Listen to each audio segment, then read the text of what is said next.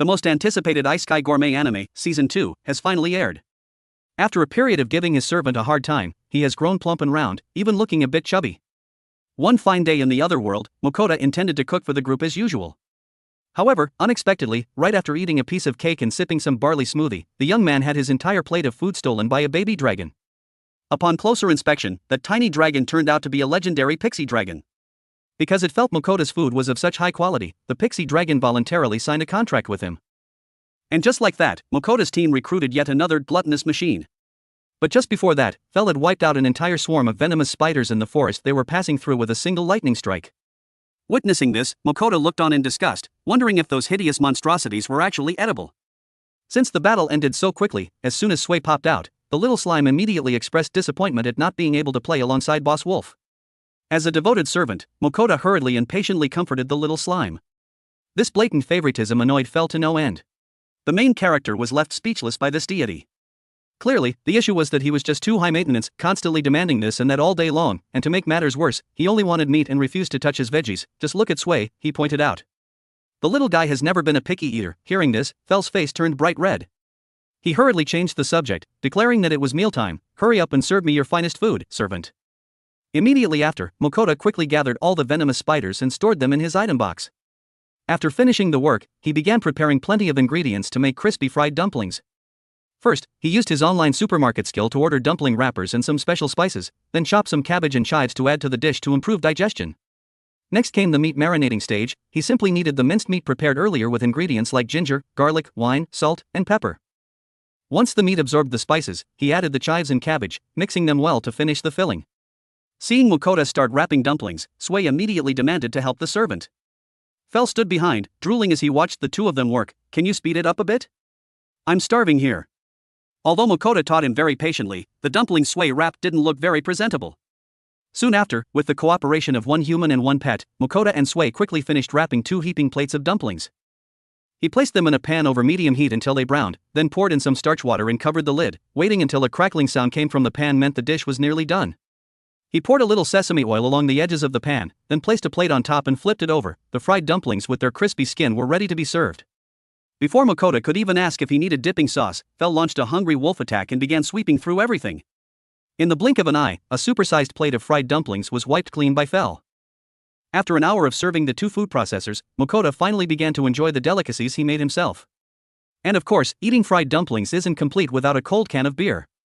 But just as he took his first sip, a creature suddenly lunged in front of his face. Terrified, Mukoda instinctively grabbed it and put it down. Under Fel's introduction, Mukoda learned that this was a pixie dragon, a rare and hard-to-find creature. Seeing it staring intently at the dumpling, Mukoda habitually moved it back and forth. The moment it took its first bite of the dumpling, the pixie dragon seemed to discover a whole new world. Its cute appearance made him smile dotingly. After eating a few pieces and still craving more, it flew to Mukoda's side and acted cute, looking adorably helpless, so the young man had to give it all the remaining dumplings.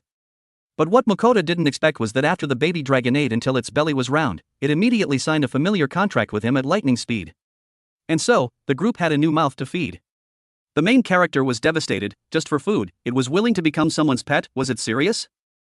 However, it calmly admitted that Mukoda's food was the best thing the dragon had ever tasted. That meant sticking with him guaranteed good food and a good life every day, so why not sign a contract right then and there to enjoy this blissful time?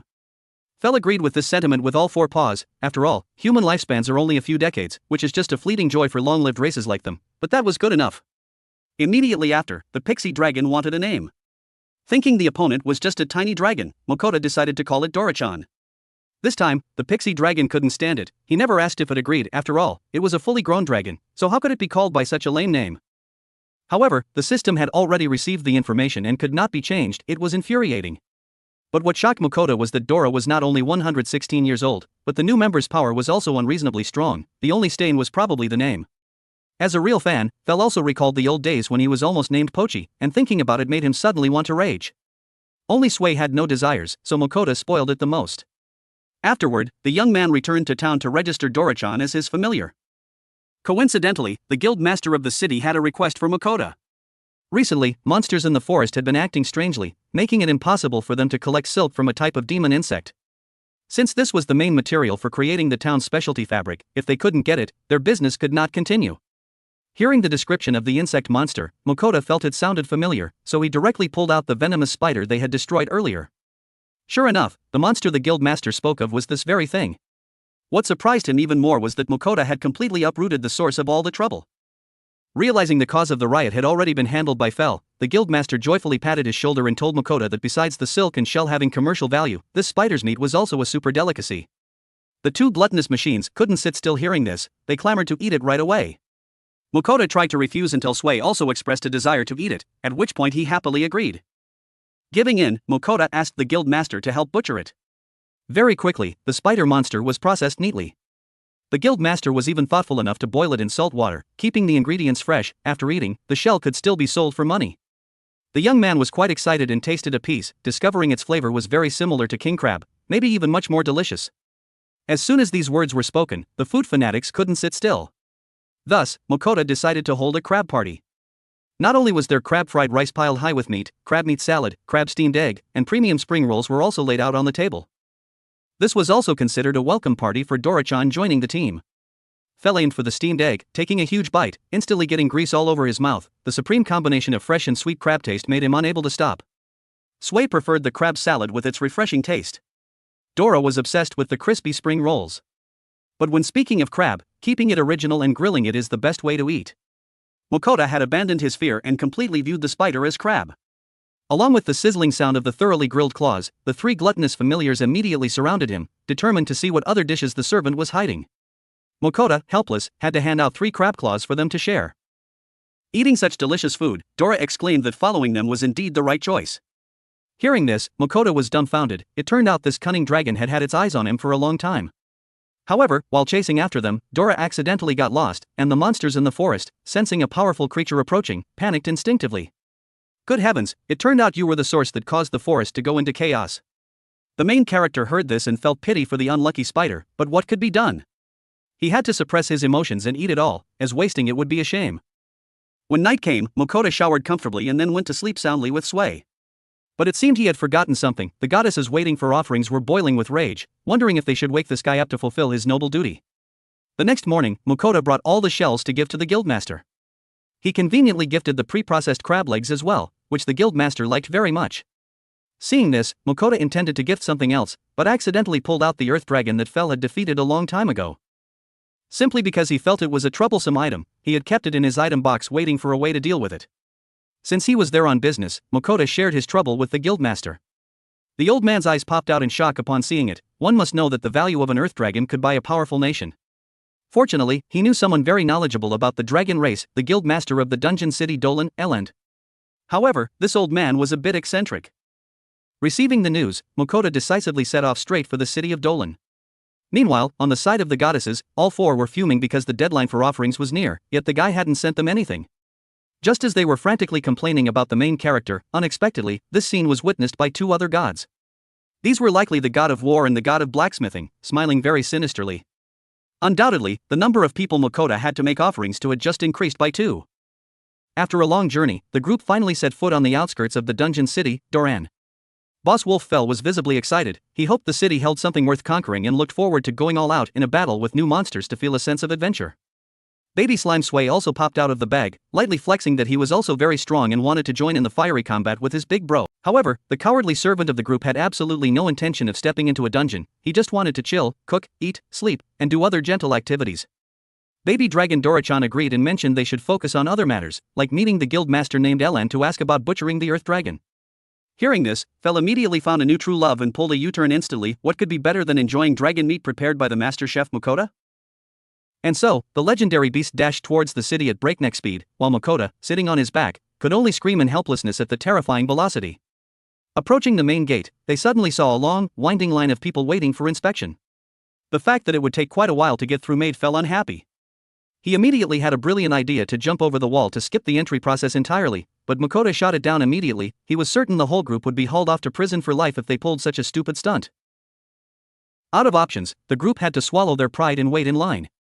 However, everyone in the queue was scared witless seeing the super VIP pro divine beast standing right behind them. The commotion forced the guards to step in. When they saw the Fenrir standing next to Mukoda, they realized this guy was no ordinary person. The soldiers immediately asked if he had urgent business in the city at this time. Mukoda was visibly flustered by the sudden question. He tried to explain that he was there to meet the guildmaster and assured them he had no shady intentions. Mukoda held out his adventurer card. Before the guard could make a decision, a handsome blonde elf appeared and declared Mukoda was his honored guest. This hunk was Eland, the guildmaster of the dungeon city Doran. He had heard a lot of interesting information about Mukoda from Lambert. Eland was just about to greet Mukoda when his eyes locked onto the pixie dragon perched on the young man's shoulder. This shocked him into silence for reasons unknown. Before explaining, Eland led Mukoda and the three pets to his office. There, he treated Dora more specially than anyone else. He invited it to sit on a strange branch made of pure mana-infused wood. However, Dora didn't care at all and just sat plunked down next to Mukoda. This gave the guildmaster another massive shock. Turns out, he thought the noble pixie dragon species only liked sitting on such branches. He jotted down this precious data, hoping that if he met another pixie dragon, he could befriend it with this information. Whatever, be a little crazy if you want, as long as you help us butcher the earth dragon. The guildmaster then offered Mukoda a cup of tea and once again bestowed a special favor upon Dora-chan. He had prepared mana-infused nectar for it, just as the books recorded. Ellen looked like an addict waiting impatiently to see what Dora would do with it. Would it drink all the nectar or demand regular tea like its master? Dora understood it was being used as a test subject and felt annoyed to its core. Dora immediately turned its face away to show its anger toward the guildmaster. So cute. I must record this useful information immediately. What surprised the guildmaster the most was that documents in the royal library stated that a pixie dragon's main diet was mana and forest flower nectar. He wondered if those documents were dead wrong since the baby dragon in front of him didn't even care about those things. While thinking of ways to gain accurate knowledge, his eyes suddenly lit up when he remembered Mukoda came here to have a dragon butchered. He was eager to see the monster and led the group to the warehouse. Just as they entered the room, a man with a shiny bald head appeared and announced that Ellen had a meeting with the merchant guild in the afternoon. The guildmaster naturally wanted to bail because he was busy hosting a VIP guest, but the man did not accept this refusal. Luckily, they still had some time left, so everyone quickly gathered at the warehouse, and Mukoda calmly pulled the earth dragon out of his item box. Seeing the powerful monster, Ellen felt a chill run down his spine, but that only lasted a moment because he was now completely mesmerized by its magnificence. Hurry up and butcher it, oh genie, what we need is dragon meat, and lots of it for the next meal. After carefully recording the preliminary data of the earth dragon, Ellen once again asked Mukoda about Dora-chan's diet. He explained that this pet ate everything and anything while traveling with the group. Yet, the guy still asked Dora again to confirm if its species had a specific diet. Seeing the two whispering, Ellen was bewildered because he had no concept of pets being able to talk to their owners via telepathy. He desperately wanted to hear the details, but the bald guy next to him stopped him before he could act like a fool. After apologizing for the guildmaster's hyperactivity, the bald man guaranteed that this guy's skills were quite good, so they had nothing to worry about. But the sad news was that they would need a few more days to get the butchered meat. Therefore, Mukoda and the group wondered what they should do while waiting. To kill time, Mukoda came up with a simple but effective idea: cook some delicious dishes to treat his pets. He quickly ordered ingredients from the online supermarket and started by heating up a strange pan called a Jingisukan pan. This pan was also known as the Genghis Khan pan. What the hell kind of name is that? Oh well. Mukoda arranged vegetables around the rim before placing the meat in the center. He then added sauce, and after just 10 minutes of cooking, the top-tier Jingisukan grilled lamb was ready to serve. I wonder if getting a stomachache after eating this would be called Chow Chow's revenge? Fel didn't like vegetables and initially only wanted the meat, but after Mukoda insisted, he reluctantly took a bite and fell in love at first sight. Both Dora and Sway vacuumed up their portions and demanded Mukoda cook another round because it seemed no matter how much they ate, they weren't satisfied. After an hour of constant combat with the stove, Mukoda finally got a break. He pulled out a box of crackers just for himself as dessert. And once again, all three pets ran over to extort him because they sensed the servant was hiding good food. He had to share some with them. Mukoda looked happy on the outside, but deep down, he felt a bit regretful because he didn't want to share this snack with his little troublemakers.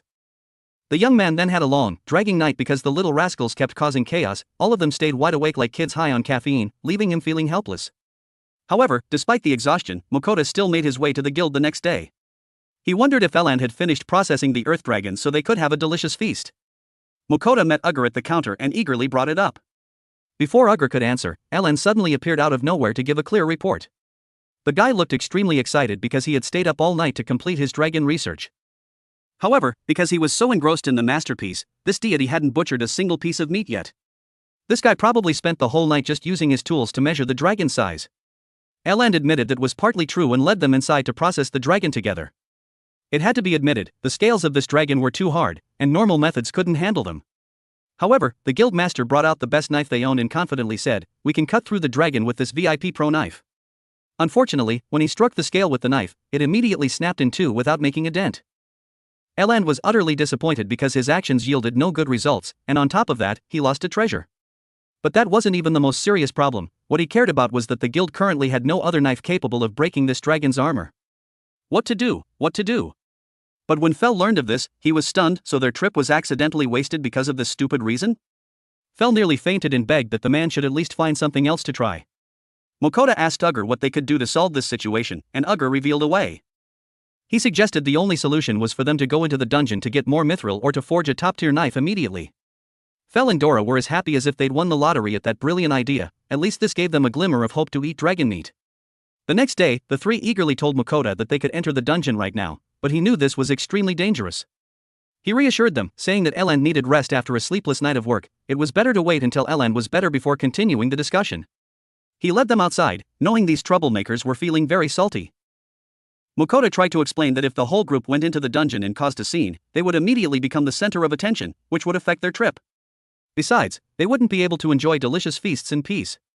The pets reconsidered the situation and decided to stay with their master to save themselves the trouble. Mukoda offered to make a nutritious meal for the group, but since he was tired, he decided to prepare a simple and quick meal using available ingredients. After prepping, he started making stir-fried whelk with kimchi and rice. He quickly served the herd of troublemakers, and they seemed very excited about this dish. The stressful problem was solved for now, but what about butchering the dragon? Meanwhile, the four goddesses were boiling with rage because Mukoda had completely forgotten about their monthly tribute. Since this was a rich gold mine, they tried to keep it a secret and not make a big fuss. But their ceaseless reprimands of Mukoda quickly attracted the attention of two other gods. They asked, "Are the four of you embezzling offerings from a mortal?" The goddesses tried to defend their integrity, claiming it was just a thank you gift and refusing to admit fault. Mukoda knew big trouble was brewing, so he knelt before the gods to talk. He apologized for not sending the offerings and asked the gods to calmly resolve the story.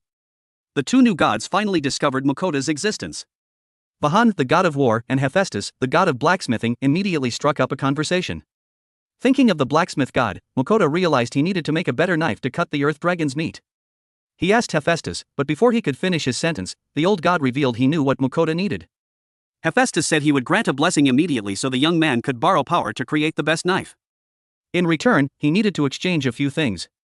Knowing Mukoda could bring items from the other world, they wanted to receive some premium liquor. He agreed to do so, and Hephaestus considered which pet his blessing would suit. Looking around, Sway was the best fit, so he quickly granted the blessing to the slime. Vahan insisted that he also wanted to bless Mukoda, but the young man hurriedly refused because he wasn't suited for such power. After some thought, Mukoda suggested blessing Fel and Dora instead, as they could help him clear dungeons. Vahan thought that was fine and agreed immediately. To reciprocate, Mukoda sent everything they wanted up to the heavens. Seeing this, the group stopped arguing, but the wind goddess still warned him not to delay their tribute like he just did. Afterwards, Mukoda checked Sway's stats and saw the little guy now had an epic great smithing skill. However, since they had no mithril, they might have to visit the dungeon. Fel reminded him that he had killed a mithril lizard in a dungeon before, and maybe there was still some more from it in the storage. Mukoda suddenly remembered, and it turned out what Fel said was completely true. Handing the materials to Sway, the slime immediately used the skill to create a knife far superior to the broken one. But wait, why did Fel know they still had mithril ore but insisted on going into the dungeon? Turns out, this god was bored after days of not punching monsters. He was already that combative, and now the old man Vahan had buffed his strength stats by another 50% and increased his belligerence. Who could possibly handle these two troublemakers now? Mukoda returned to the guild to report the news to Aaron, but when he entered the room, he saw that this elf god seemed to have lost his mind. According to Aaron's old assistant, he had searched in desperation for any blade sharper than the previous mithril knife, but he had failed so miserably that he was on the verge of psychological trauma. The good news was that Mukoda now had another mithril knife, and even better, the blacksmith god had promised that its quality was definitely superior to Aaron's old knife. Hearing this, Aaron immediately jumped up to quickly test if the new knife was better than the old stuff, and just as predicted, the new mithril knife could cut through dragon skin sweeter than cutting butter, but Aaron couldn't believe its sharpness. He eagerly requested Mukoda to explain how he came to possess such a divine item. Mukoda, of course, couldn't tell him that he had just bluffed with the blacksmith god and received his ability, so he kept hesitating and wouldn't answer. Receiving no answer, Aaron remained excited, went back to work, and started processing the earth dragon, but even with this divine knife, he still needed about 3 days to fully dismantle it. Mukoda wondered what he would do during the waiting period. He realized he would need a stronger and more massive stove to cook the earth dragon meat and decided he would search for it on the online supermarket later. But Fel couldn't believe that he had to wait another few days to eat dragon meat. He decided to kill time by exploring the dungeon because doing nothing would be boring to death. Rushing like the wind toward the city gate, Mukoda immediately stopped him and reminded him that it was impossible, but Fel didn't care. Dora also sided with Fel and eagerly declared that he wanted to see how much he had been buffed by the war god's blessing. Mukoda was still not convinced, but when the cute Sui also said that she wanted to go into the dungeon to party a bit, he had no other choice but to agree. Before leaving, they needed to gather some information about the dungeon from the guild receptionist. According to her, adventurers usually take from 3 days to a whole month to fully explore a dungeon. This also depends on the number of floors they want to clear. The dungeon here has a total of 30 floors, so she advised Mukoda to bring tons of food so as not to starve to death inside. She also noticed that Mukoda wasn't wearing any equipment and sincerely advised him to buy decent gear first because there are many dangerous monsters living inside. Her advice and warnings made Mukoda realize he really hadn't prepared thoroughly enough, so he decided to cancel the group's dungeon exploration plan right then and there. All three familiars were unhappy with their servant's stupid decision upon hearing this, but Mukoda was convinced he was right. He told them that the group didn't have enough food in stock and he was forced to prepare adequate food before entering. The pets were quite weak-willed when it came to food. They finally conceded and followed Mukoda to the shopping district. Mukoda stopped in front of a street vendor and noticed there were many types of vegetables he needed, such as carrots, onions, and cabbage. Everything was quite cheap, so he bought some vegetables along with a lot of spices. But when Mukoda tried to buy some monster meat, he was shocked because it turned out meat here was sold at sky-high prices. After a whole season living in this isekai world, the clueless young man finally realized he had been feasting on luxury dishes that 99% of the people in this world could never afford. After thinking it over, he decided to let his pets hunt monster meat themselves, and as a humble servant, he only needed to buy a magic stove to cook dragon meat for them. He hesitated a lot after hearing the price of the stove, but when Fel threw him a nasty look, Mukoda finally agreed to close the deal. That evening, the holy chef Mukoda prepared to cook a brand new recipe with the stove he just bought at the market. This time he used all 3 pots to cook gyudon served with a bit of rice. Mukoda, after struggling in the kitchen for a while, finally served the new dish to his trio of royal masters, and just as predicted, this gyudon was incredibly delicious. The next morning, Mukoda decided to make enough food for at least 3 to 4 days in case they didn't have time to cook inside the dungeon. First was the stewed orc general pork, then he cooked some red boar pork cabbage rolls, and the next dish on the menu was shredded beef stir-fried with green peppers. Super simple. With the 3 main dishes prepared, Mukoda continued to cook a few more dishes, and Fel, being too craving, started sniffing the goods right next to him. Keep sniffing at this pile of food and see if you don't end up in the pot with the tomato sauce. After a whole day struggling with cooking, Mukoda finally completed 5 dishes, but sadly, he adamantly refused to let his familiars taste even a single bite. The scene shifts to early the next morning. Sui brought Mukoda a mithril sword that he had asked her to make for him. With his cowardice ingrained in his blood, I quickly guessed this guy would only use it to slice onions or something. But it seemed Mukoda wouldn't even need to explore the dungeon because Aaron's assistant came to tell him that his boss had finished processing the earth dragon meat. The guy rushed to meet the guild master to get the meat. The pets were overjoyed because, after days of waiting, they would finally get to feast on a meal of dragon meat. When Mukoda arrived and opened the door, he saw Aaron reverently kneeling before 2 jars of dragon blood he had obtained. Aaron didn't know that the group was looking at him in confusion. Crimson dragon blood is truly the most wonderful thing in the world. Stop being creepy, dude. Did you cut the meat for us yet? When he recognized them, Aaron immediately said he had finished the processing. He revealed that the 3 days he spent processing the dragon were the greatest time of his life. It was truly satisfying.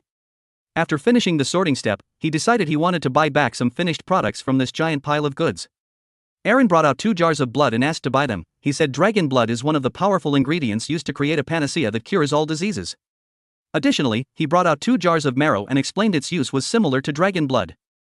Finally, Aaron wanted to close the deal on a fawn to create a treasured sword. Just that much was enough to satisfy him.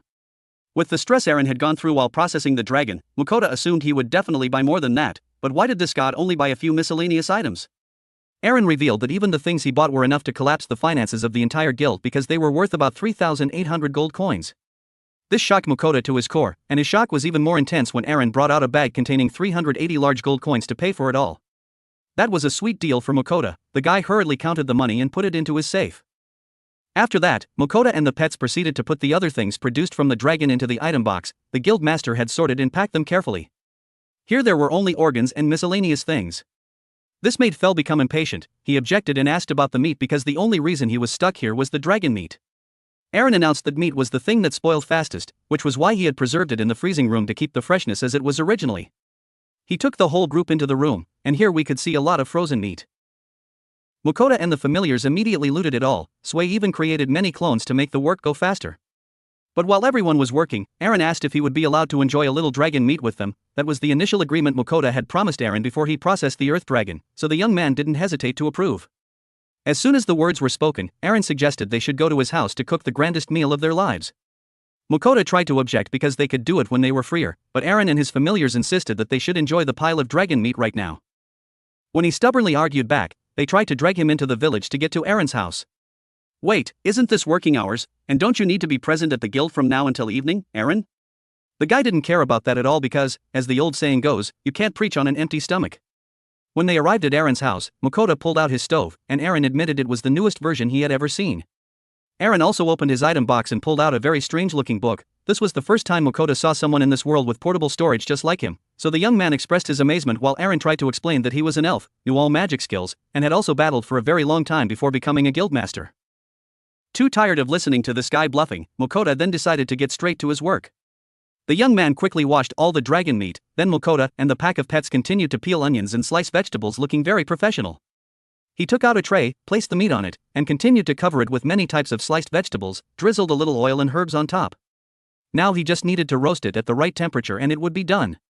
The aroma of the meat immediately attracted the attention of the three pets. One looked so mouth-watering. "Boss, are we about to enjoy the famous dragon meat dish yet?" Just a few minutes later, the meal was done and Mukoda was bringing it to the table. He used his skewer to poke it to confirm it was cooked through, then proceeded to divide the portions for everyone. As they enjoyed the meal, the young man, after a hard day, also took a bite. With this first bite, he felt like an electric current ran through his body. The dragon meat was so amazing that it tasted better than all the types of meat he had ever enjoyed before. So this was the reason Fel kept insisting on eating dragon meat no matter what. Speaking of Fel, he was extremely excited because this was the first time in his life he got to enjoy the flavor of processed dragon meat. He wished he had hunted about 3 earth dragons so they could have a lot more meat to enjoy to their heart's content, but Mukoda immediately shot that down because if he caught too many, where would the dragons be for future eating? Fel. Sway and Dora soon cleared their plates in a flash to ask for a new portion before it ran out. Mukoda also quickly served more, but when it came to Dora's turn, the young man wondered, "Aren't you also a dragon? Is eating earth dragon meat any different from eating your own kind?" But Dora corrected that he belonged to a different dragon species. Unless he ate a PC dragon, only then would it be cannibalism. Sounds convincing enough. By the way, where is Aaron? It turned out this god was sobbing in a corner because he got to enjoy the most wonderful dish in his life. Not only did he get to process a dragon with his own hands, he also got to enjoy its meat in the fullest way. For Aaron, this was even better than going to heaven. Mukoda felt this god was just overreacting. It's just a dragon, why make such a big deal out of it? Leaving Aaron's place and heading toward his inn. On the way, Fel remarked that he felt very excited and full of energy, to the point where he could go into the dungeon and party hard. The other two pets immediately agreed. Mukoda witnessed that scene and was helpless because he had no other choice but to comply. But before entering the dungeon for a long period, he needed to rest to regain strength and offer tributes to the gods so he could depart with peace of mind. Therefore, Mukoda started ordering a lot of goods for them using the online supermarket skill. From alcohol, meat, sweets to cosmetics and perfume, everything was drafted fully without missing a single thing. The gods, observing him doing that, became extremely excited. The blacksmith god paused to think and asked if anyone in the group had granted Mukoda a defensive skill yet. They had to dedicatedly protect Mukoda because if he died, it would mean they would never receive gifts from him again. The whole group immediately panicked and proposed to Mukoda that they would grant him an absolute defense skill. But when the blacksmith god mentioned this, Mukoda suddenly refused the offer again and again. "You keep refusing my kindness? This time, even if you don't want it, you must take it because it relates to the number of tributes offered from the other world." The next day, he proceeded to the guild to register with his familiars. When they reached the reception counter, he realized that over there was still the female employee they had met in one of the previous cities. It was Bianca again. He immediately went over to strike up a conversation and asked why she was here. Bianca revealed that the dungeon recently had many people coming in and out, and whenever it became like that, the guilds could request help from other surrounding guilds. She looked at Fel shyly and confirmed that she still had a crush on him like the first day. Fel didn't care much, he excitedly dragged Mukoda away while Bianca looked on in admiration. Bianca wrote a letter to her friend Michaela telling her about the new guild, but the most joyous thing of all was that she had met Fel again and he still looked as wonderful as ever. Mukoda and his gang finally arrived at the dungeon, with Fel bragging that the first few floors were just full of small fry. Most adventurers usually focus on grinding from the 10th to the 15th floor to farm monsters for money, as treasure chests also drop more frequently there. The monsters on the upper floors get progressively stronger, but with his overpowered abilities, they were just shrimps and small fish not worth a single copper to him. As soon as the words were spoken, the whole group climbed onto Fel's back, transforming into the dog-stealing squad and blinking straight down to the 11th floor. The monsters rushed out to block their path but were immediately rammed by Fel and wiped out. The scene looked as if they had been run over by a dump truck. While running very fast, Fel suddenly stepped on a trap, and a spear immediately shot out, hurtling straight toward them. Just as it was about to skew Mukoda's face, a wind wall was immediately erected, saving the guy from a visible loss. Mukoda was astonished, wondering if dungeons weren't formed naturally, so how could man-made traps appear in a place like this? Fel explained that the dungeon is like a living organism. It lures humans in with countless rewards and then ambushes them with traps and high-level monsters with the main purpose of destroying them, and the corpses are then absorbed as food to nourish the place itself. The traps they saw were just like its limbs. While they were chatting, a barrage of arrows kept flying towards them. They actually couldn't penetrate Fel's defenses, but Mukoda on his back was scared out of his wits. In for a penny, in for a pound, he still tried to go along with the bunch of troublemakers, but his face still showed a sense of unease. Finally, they reached the 10th floor. Fel said this floor was also full of chickens, not enough for them to stretch their limbs. The floor boss was a poisonous spider belonging to the tarantula family, so the whole group had to rush to the boss room immediately. When they arrived, they saw a group of adventurers standing outside waiting. Seeing Fel approaching, they thought it was a bloodthirsty monster wanting to eat them all, but Mukoda hurriedly apologized and explained that they weren't monsters. The whole group came here with the main purpose of hunting the boss too. One of the adventurers was surprised to learn that this was Mukoda's first time in a dungeon. He explained to him the unwritten rule here: the team that attacks first gets priority to defeat the boss, and the loot naturally belongs to that team as well. All teams arriving later must not interfere unless asked, and the person who opens the treasure chest also gets priority on the items. Mukoda asked if there was any team inside. The adventurer said yes, they had to wait for their turn. He only reminded him like that because some people are unconscious or ignore the rules and just want to take the loot. After a few hours of waiting, Mukoda's pets were so bored they suggested going inside to take a look together, but Mukoda advised them to follow the rules. The adventurers walked out with the loot and told Mukoda that they didn't dare to go further because their wives and children were still waiting at home. Risking their lives on higher floors was truly not worth it. Mukoda and his gang didn't have wives or children, so they entered immediately, and the door slammed shut. When Mukoda saw the boss, he panicked and called for help, and the baby dragon Dora used fire breath to one-shot the spider. Mukoda had an easy job with high pay, just needing to collect all the loot. There were many powerful items inside, and he even found ingredients to craft elixirs. They proceeded to the next floor and saw a whole tribe of giant ogres. Baby dragon Dora-chan took action to clean them all up again. Afterward, Dora reported that he was starting to get hungry because he had used too much mana. Baby slime Sway felt the same. Fel suggested the group find an empty room immediately to stop for convenient eating and resting. They entered the safe room area and realized this place was like a resting spot for many adventurers. Suddenly, the Ironwool mercenary group appeared and greeted Mukoda. The guy immediately recognized that this was the team that had helped him escape from the Vestro Kingdom in the early days. The leader said that they had just arrived in the city the day before yesterday and started climbing the tower just yesterday. He asked if he had tamed any other pets, asking if this was just a baby dragon. Mukoda explained that this was a pixie dragon that had reached adulthood named Dora-chan. He also introduced Sway, a super VIP pro slime. The whole group then played together, and they seemed very happy about it.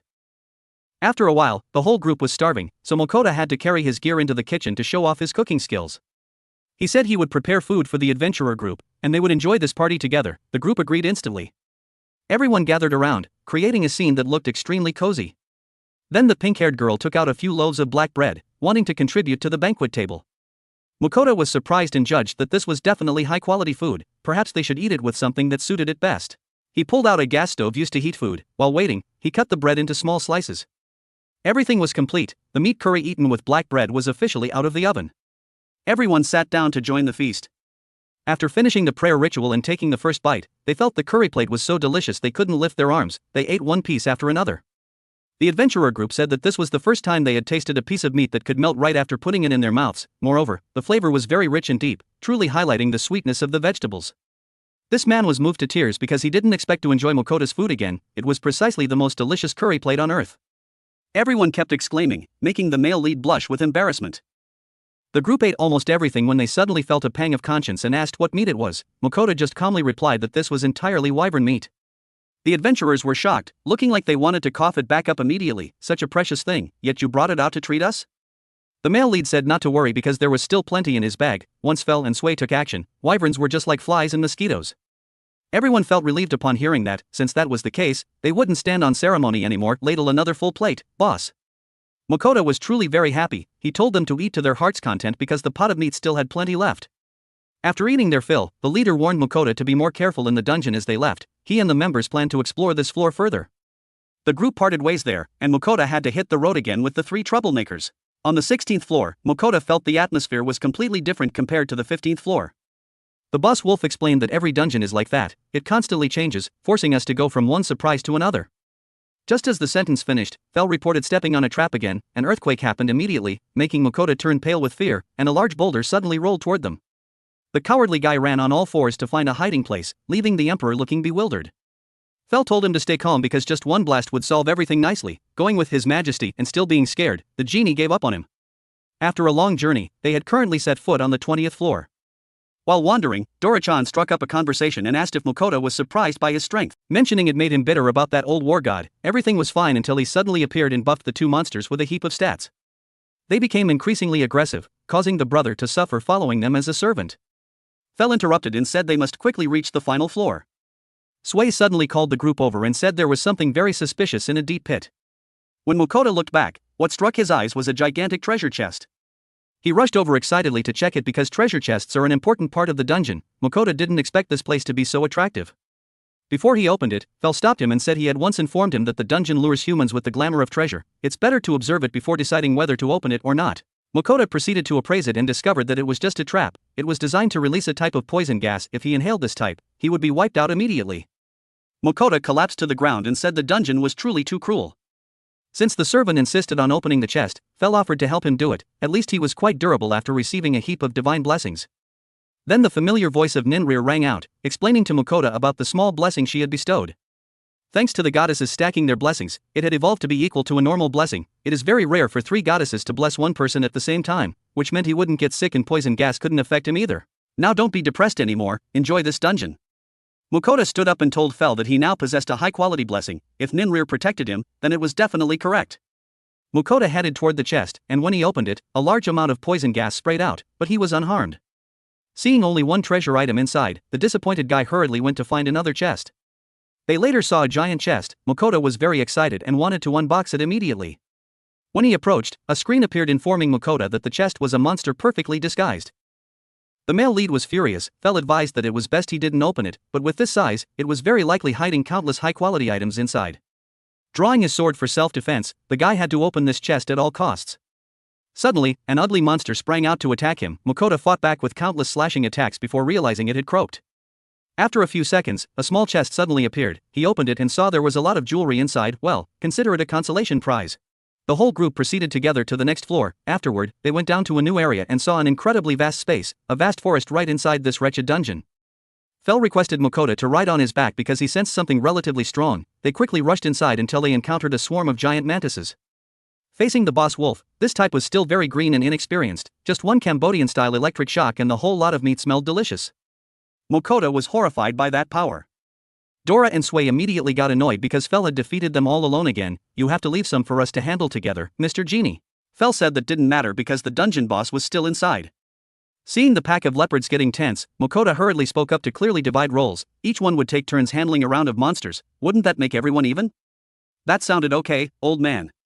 The 3 nodded at Mukoda's suggestion. They continued into the forest and successively defeated the monsters. The troublemakers also kept their promise, taking turns to show off all their power, but the final boss that Fel sensed had still not revealed itself. Well, everyone just plow straight in to see where it's hiding. The boss wolf was certain they were very close to the boss babe. Mukoda was too scared and suggested stopping to fill their stomachs. He actually just wanted to buff more strength to ensure the pet squad could protect him absolutely. However, the opponent wasn't strong enough to make that mandatory, but if the servant insisted, the whole group had to say yes. They sat down to prepare to enjoy a side meal. Mukoda intended to make steak like last time. Having premium Wagyu beef along with basic ingredients was decent enough. He also ordered some sausages and pre-marinated bacon. On this side, there was black pepper roast duck and yakitori, which was plenty. Oh, and he had to order some sandwiches to eat conveniently with the troublemakers. This was definitely the most complete side meal he had seen. Mukoda served the pet squad while making a little extra food to save for himself. In a flash, the 3 troublemakers had slurped the plates clean, leaving nothing behind. Fel hurriedly asked for another portion because he never got tired of eating these dishes. Dora-chan shared, this is the first time I've eaten just one plate but felt it was very delicious. Sway praised it endlessly. Mukoda felt his heart warm upon hearing this. After the meal, he immediately checked all the stats of the pet squad. Starting with Fel, he announced that this power was more than enough to defeat all the monsters. Looking over at Dora-chan, he was too full to even stand up. Sway's stats had also doubled, but when he checked himself, he realized he was truly pathetic. That's right, what else? All the monsters were handled by us, so how could you level up? Now stand up and go hunt monsters quickly.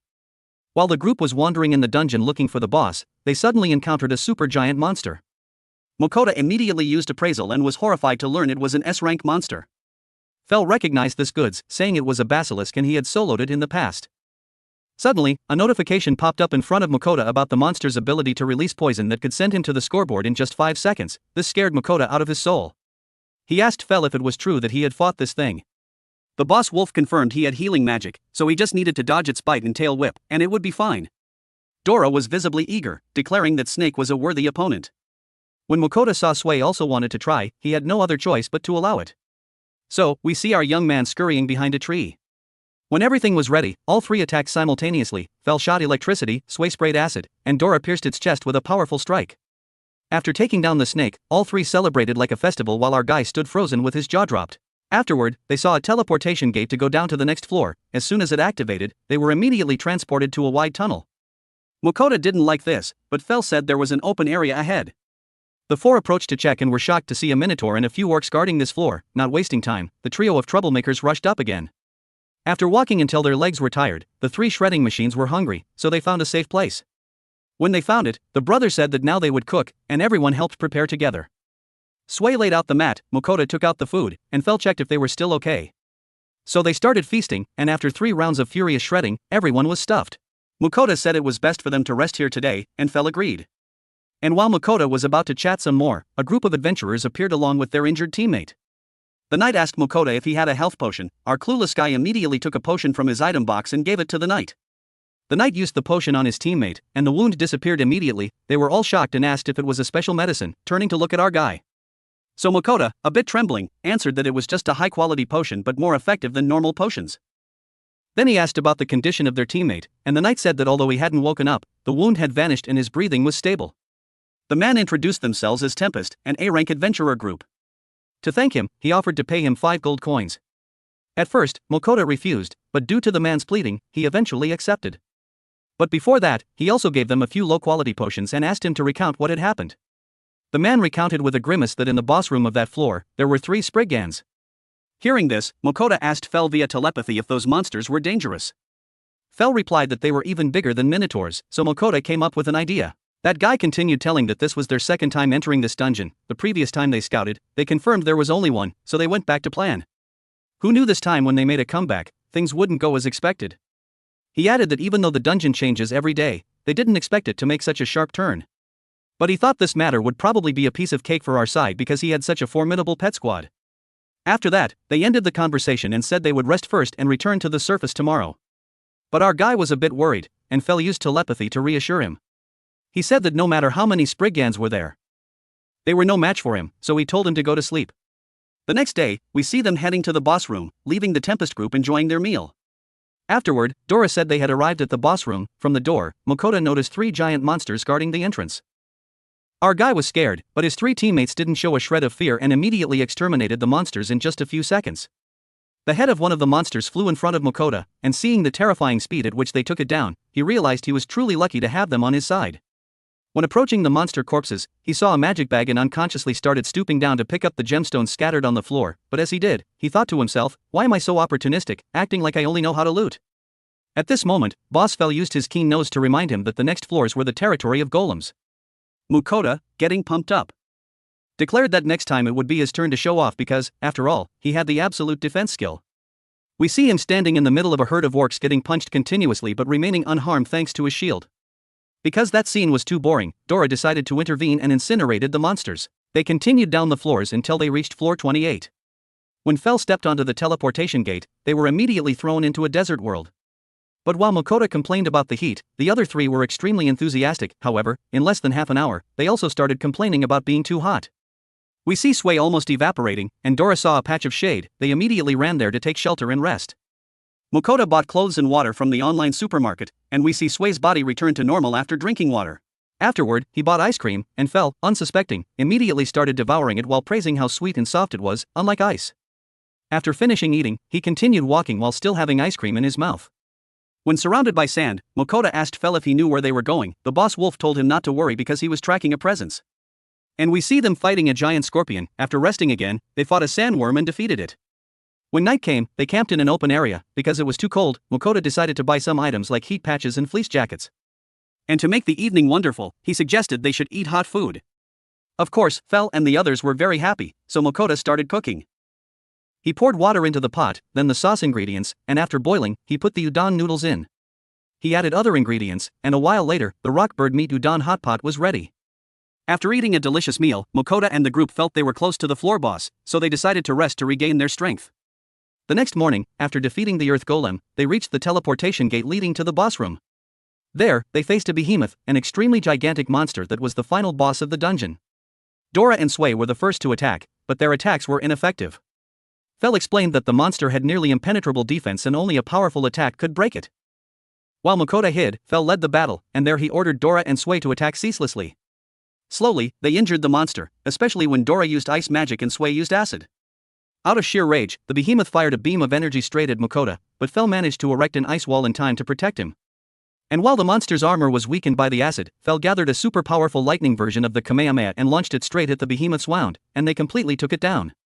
After its body dissolved, Mukoda saw a magic sword named Kalidbald made from adamantine. He decided to keep it.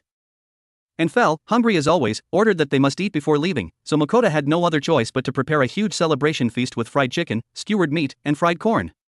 The three companions happily enjoyed their feast while Mukoda felt happy seeing their joy.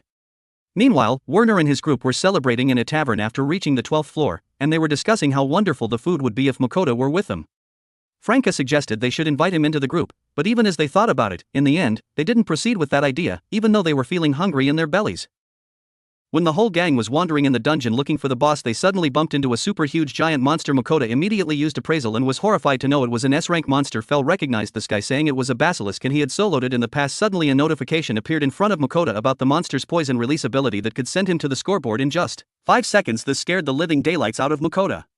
He asked Fel if it was true he had fought this thing. Wolf Boss confirmed he has healing magic, so just need to dodge the bite and chain attack is fine. Dora was visibly excited, declaring that Snake was a worthy opponent. When Mukoda saw Sway also wanted to try, he had no other choice but to allow it, so we see our young man hiding behind a tree. When everything was ready, all three attacked at once. Fel shot electricity, Sway sprayed acid, and Dora pierced its chest with a powerful strike after defeating the Snake. All three celebrated like a festival while our guy stood there frozen with his mouth wide open. After that, they saw a teleport gate to go down to the next floor. Just as it activated, they were immediately transported to a wide spacious tunnel. Mukoda didn't like this, but Fel said there was an open area ahead. All four got close to check and were shocked to see a minotaur and a few orcs guarding this floor. Not wasting time, the trio of troublemakers rushed up again. After walking until their legs were tired, the three gluttonous machines were hungry, so they looked for a safe place. When found, he said that now they would cook, and everyone helped prepare. Sway laid out the mat. Mukoda took out food and Fel checked if they were still okay, so they started eating, and after 3 rounds of stuffing their faces, everyone was full. Mukoda said it was better to rest here today. Fel agreed, and while Mukoda was planning to chat more, a group of adventurers appeared along with their injured teammate. The knight asked Mukoda if he had a health potion. Our clueless guy immediately took a potion from his item box and gave it to the knight. The knight used the potion for his teammate and the wound immediately disappeared. All of them were shocked and asked if it was a special medicine.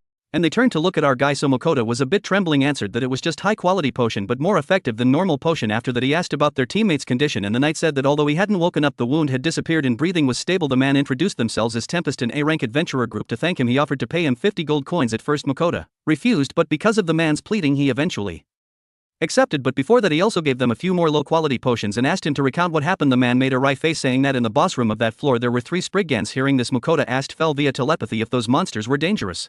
Fel replied that they were even bigger than minotaurs, so Mukoda came up with an idea. That guy continued telling this was the second time they entered this dungeon. The last time scouting they confirmed there was only one, so they went back to plan. Who knew this comeback? Things didn't go as expected, he added. Even though the dungeon changes every day, they didn't expect it to turn the tables so hard, but he thought this matter was probably a piece of cake to our side because he has such a formidable pet lineup. After that, they ended the conversation and said they would rest first and tomorrow return to the surface, but our guy was a bit worried and Fel used telepathy to reassure him, saying that no matter how many Spriggans were there, they were not its opponents, so it told him to go to sleep. The next day we see them heading to the boss room and leaving behind the Tempest group enjoying their meal. Then Dora said they reached the boss room. From the door, Mukoda noticed 3 giant monsters guarding the entrance. Our guy was scared, but his 3 teammates were not scared a bit and immediately destroyed the monsters. In just a few seconds, the head of one of the monsters flew in front of Mukoda and he saw the terrifying speed they took it down. He realized he was truly lucky to have them on his side. When getting close to the monster corpses, he saw a magic bag and unconsciously started stooping down to pick up gems scattered on the floor. But while doing it, he thought to himself, why am I so opportunistic, just like someone who only knows how to loot stuff. At this moment, Boss Fel used his sharp nose to remind that the next floors are golem territory. Mukoda was getting pumped up, declaring next time it would be his turn to show off, because after all he has the absolute defense skill. We see him standing amidst 7 orcs being punched continuously but unharmed thanks to his shield. Because that scene was too boring, Dora decided to intervene and burn down the monsters. They continued going down the floors until reaching floor 28. When Fell stepped on the teleport gate, they were immediately thrown to a desert world.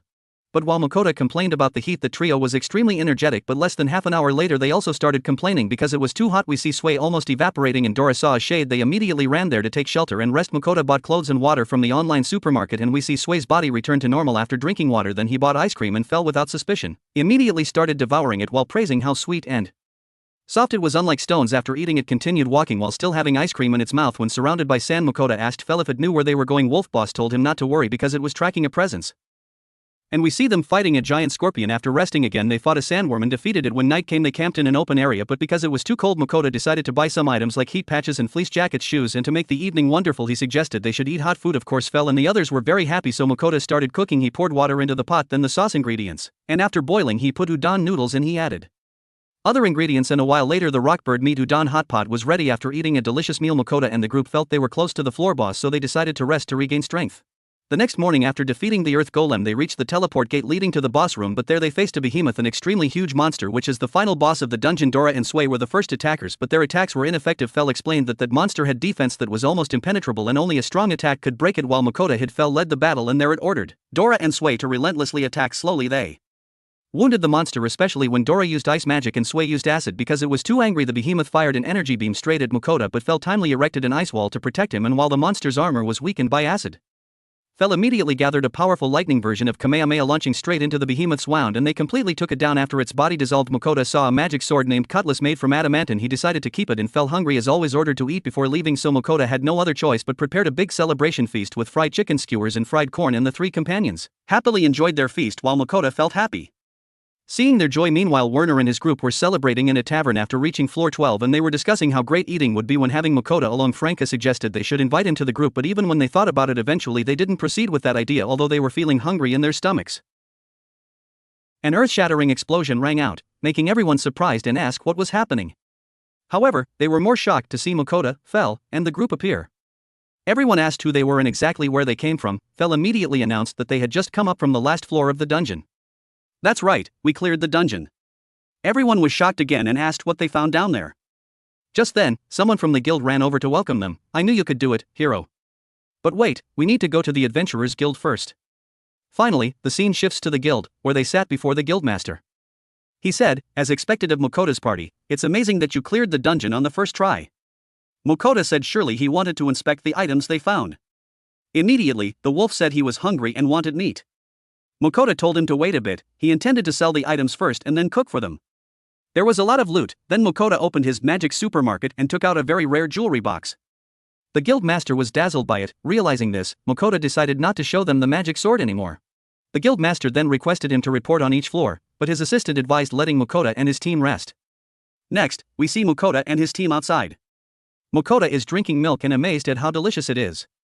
Then, Mukoda asked the wolf to take a bath, but he refused, saying he had no interest in bathing, only in food. Mukoda got angry and said he must bathe occasionally so as not to smell. The wolf was about to snap back when suddenly he heard a strange scream. Mukoda thought he was just changing the subject, but the dragon said he heard it too. Suddenly, we see two small children running in the forest to escape a giant demon. The little girl Iris fell down just as the monster was about to pounce on her. Mukoda and his team arrived in time to save the little girl and kill the monster. However, when the two children saw the wolf, they were very scared. Mukoda reassured them, the children calmed down, and Mukoda sat down beside them. The boy introduced himself as Darren and the girl as his sister, Iris. They came from Dolan. Mukoda was surprised because that town was very far away. The boy Darren told him that he would explain everything if Mukoda gave him the dead monster. The boy explained that their father was an adventurer who entered a dungeon and never returned, while their mother was sick and had collapsed. The priest at the temple told them that he couldn't cure such a serious illness, only a high-ranking priest in the royal capital could help, but it would cost a lot of money. All they could do was go out to find herbs, but if they took that monster and sold it, they would have a lot of money. Mukoda thought to himself that the monster was a common type, so one wouldn't be worth much money, and he started thinking of ways to help these two kids. Then, he realized the children were hungry. The wolf and dragon also told him they were hungry, so Mukoda said he would make food for everyone. He started cooking, slicing onions into rings and sautéing both sides, then he fried meat and poured teriyaki sauce over it. He also made fried eggs, sliced lettuce, and cheddar cheese. After taking some black bread, he finished preparing amazing burger sandwiches. When the children saw it, they were amazed. After eating, the two children approached Mukoda and said, "Thank you, uncle." Mukoda was shocked. I'm an uncle? The wolf mocked him. Yeah, you're old, you're an old uncle. Mukoda got angry and told him to shut up. The children then fell asleep.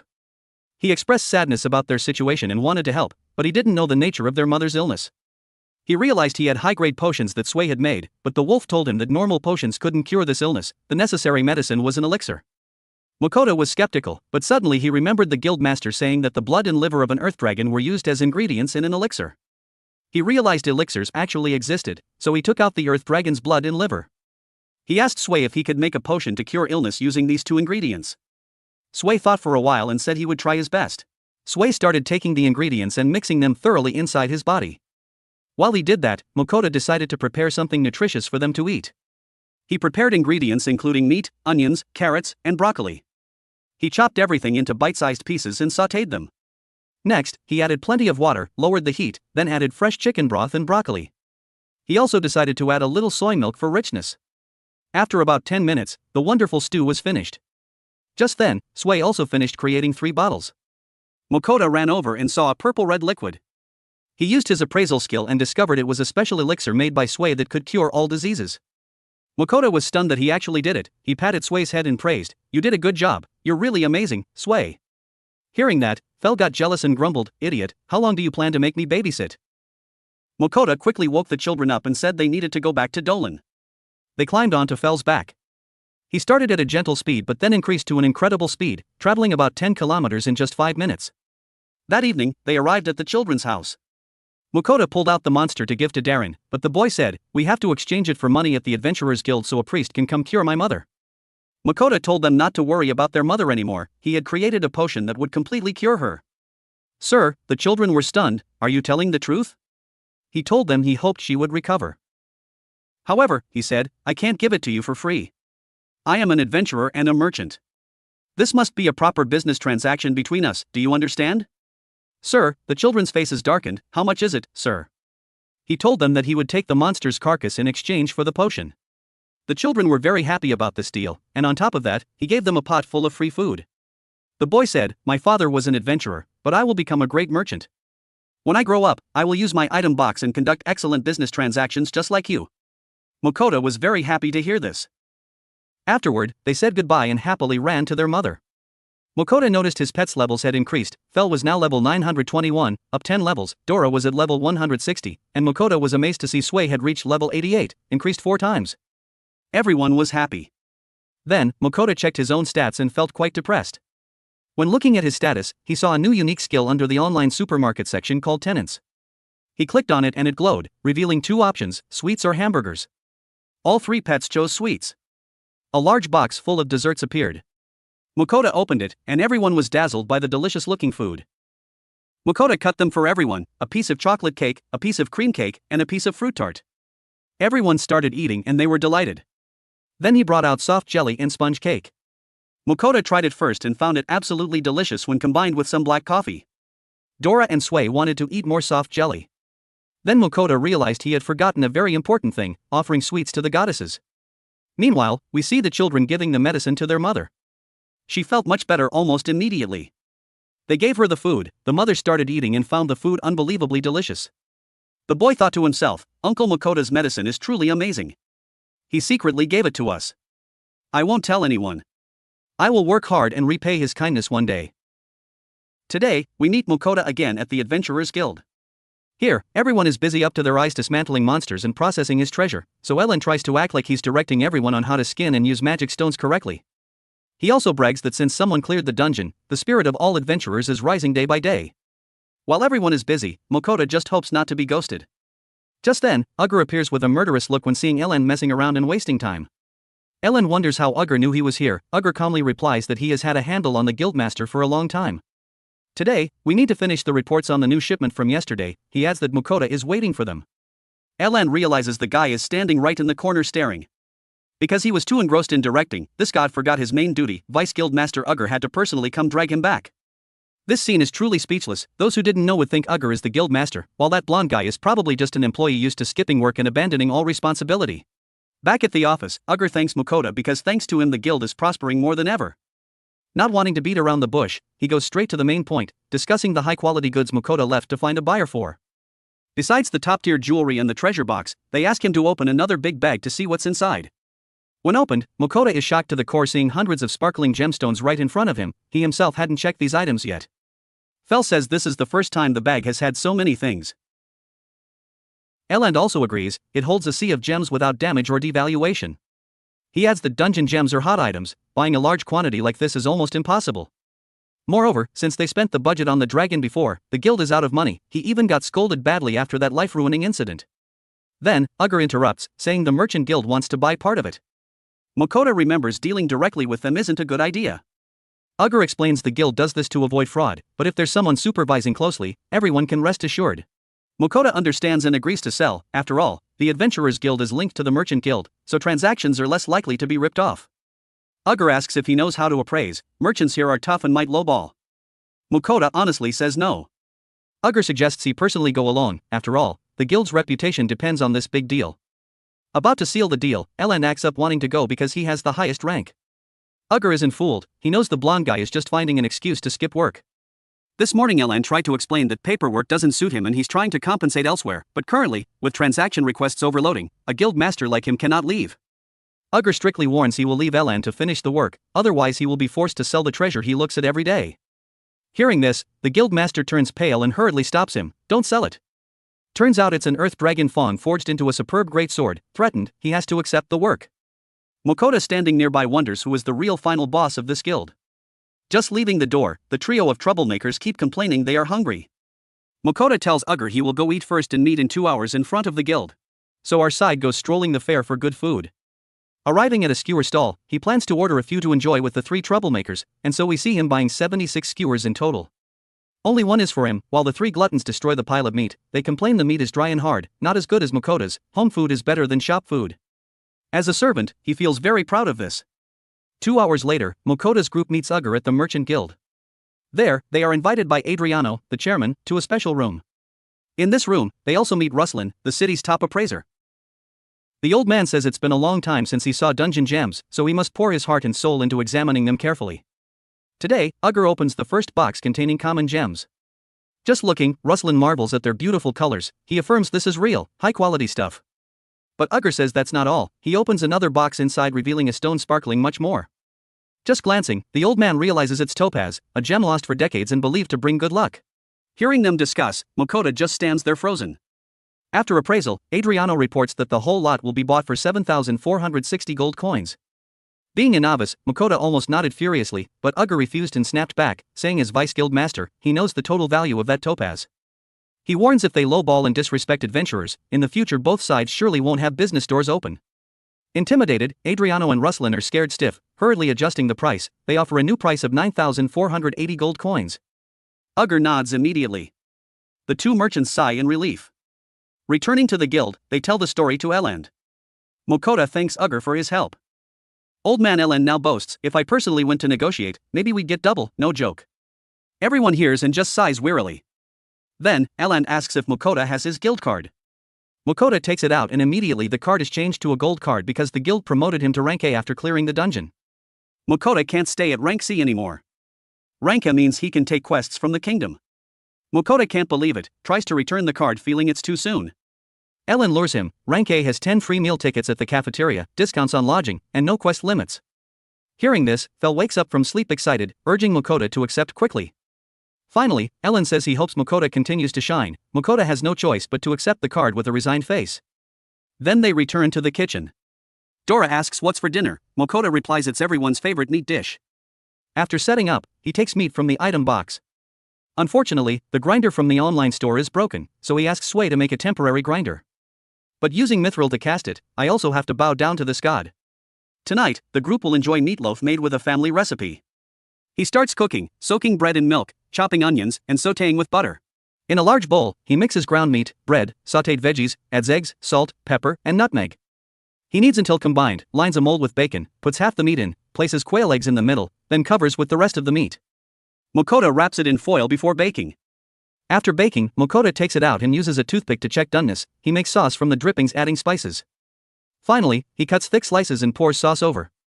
The dish looks out of this world delicious, making the 3 gluttons marvel. Fel wakes up drooling. Tasting it, all 3 praise it, soft flavorful meat. They demand more plates. Night falls, while everyone rests, Mukoda is busy preparing sweets to thank Ugger's family. Meanwhile in heaven, goddess Ninrir is angry because Mukoda didn't offer her anything from his new shop. Other gods wonder if there's alcohol or cosmetics. Hephaestus suggests looking at Mukoda's old world and all agree. Next morning, we see poor Elend working since yesterday. Mukoda gives Ugger a basket of sweets. Ugger is confused about the cookie shaped like a cute girl, Piko-chan, but to avoid being seen as advertising, Mukoda bluffs that it's a princess from their country. Ugger asks if it's okay to accept such valuable gifts. Mukoda insists. We see Ugger's family happily chatting about the basket. The next morning, Fel asked Mukoda what they would be eating for lunch, even though they had just finished breakfast a few minutes prior. Fel thought that better safe than sorry and planning ahead for the next meal was the right move, while Mukoda admitted he currently just wanted to rest. Hearing this, the dragon Dorichan rushed out and snapped, "What nonsense are you spouting, you servant? Do you mean we won't get to eat those dishes until you're done resting?" Sway also popped out to chime in, asking if that wasn't too unfair. To Fel, Mukoda resting wasn't a big deal, but the problem was that only he could cook for the group. Mukoda felt very lazy. Today he only intended to make a few simple dishes like barbecue, grilled vegetables, and finish with a portion of yakisoba. Hearing about the food, Fel suddenly did a 180, telling Mukoda to make those dishes immediately since he had been craving grilled meat for days. However, the difficult problem was that they didn't have a grill. Mukoda wondered if he could ask the blacksmiths to make one, and so we see the scene of the guy being kicked out of a smithy for daring to request such a ridiculous item. The blacksmith angrily yelled, "Get the hell out of here, you idiot! Our workshop isn't open to make such trash." Mukoda only managed to stutter an apology before vanishing without a trace. The pets looked on in boredom, thinking the servant was doing cowardly things again. Sway wondered why Mukoda didn't just ask her to help him. Later, he met Hugo and recounted the situation. Hugo listened and explained that Doran is famous as a dungeon city, which is why the blacksmiths here are very arrogant. They specialize in weapons and don't want to make trivial things like cooking utensils for customers. Most blacksmiths are also dwarves, their skills are top-notch, but their temperaments are just like grumpy old women, always scowling all day, and on top of that, they are heavy alcoholics. Hugo advised that doing business with them would be easier if he offered alcohol as a gift. After speaking, the uncle gave Mukoda the money from selling dungeon loot and told him to count it carefully. Cut to lunch, they were eating grilled wyvern meat rice bowls. While eating, our guy browsed the online supermarket looking for premium liquor to bribe the dwarves. Sway came over and asked what it was. "Is that a giant version of Eagle brand medicated oil, servant?" Mukoda immediately replied no, it was very strong whiskey, and a kid like Sway shouldn't touch it. With the secret strategy in hand, Mukoda tried his luck at another smithy. The blacksmith saw him and immediately asked if he wanted to forge a sword or an axe. Mukoda replied, "No sir, not weapons, I just want to make a cooking utensil." He took out a paper and started explaining the grill blueprint, but the blacksmith told him he'd better scram from there. He threatened that if he took this pile to nearby shops, he would definitely be taken care of by them.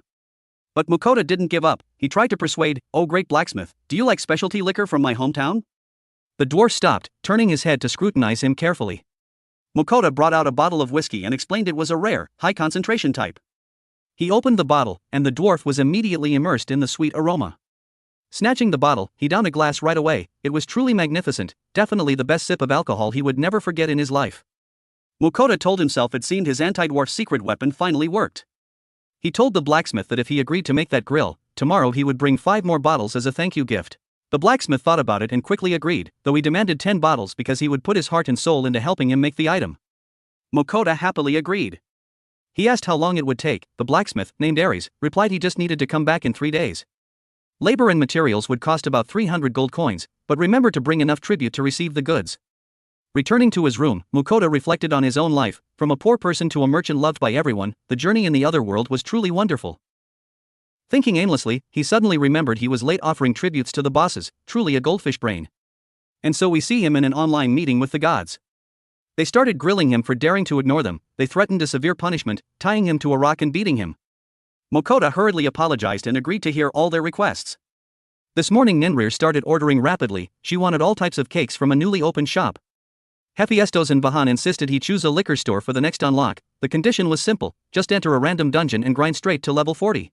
But Kisher quickly interrupted, declaring the next shop must be a cosmetics shop.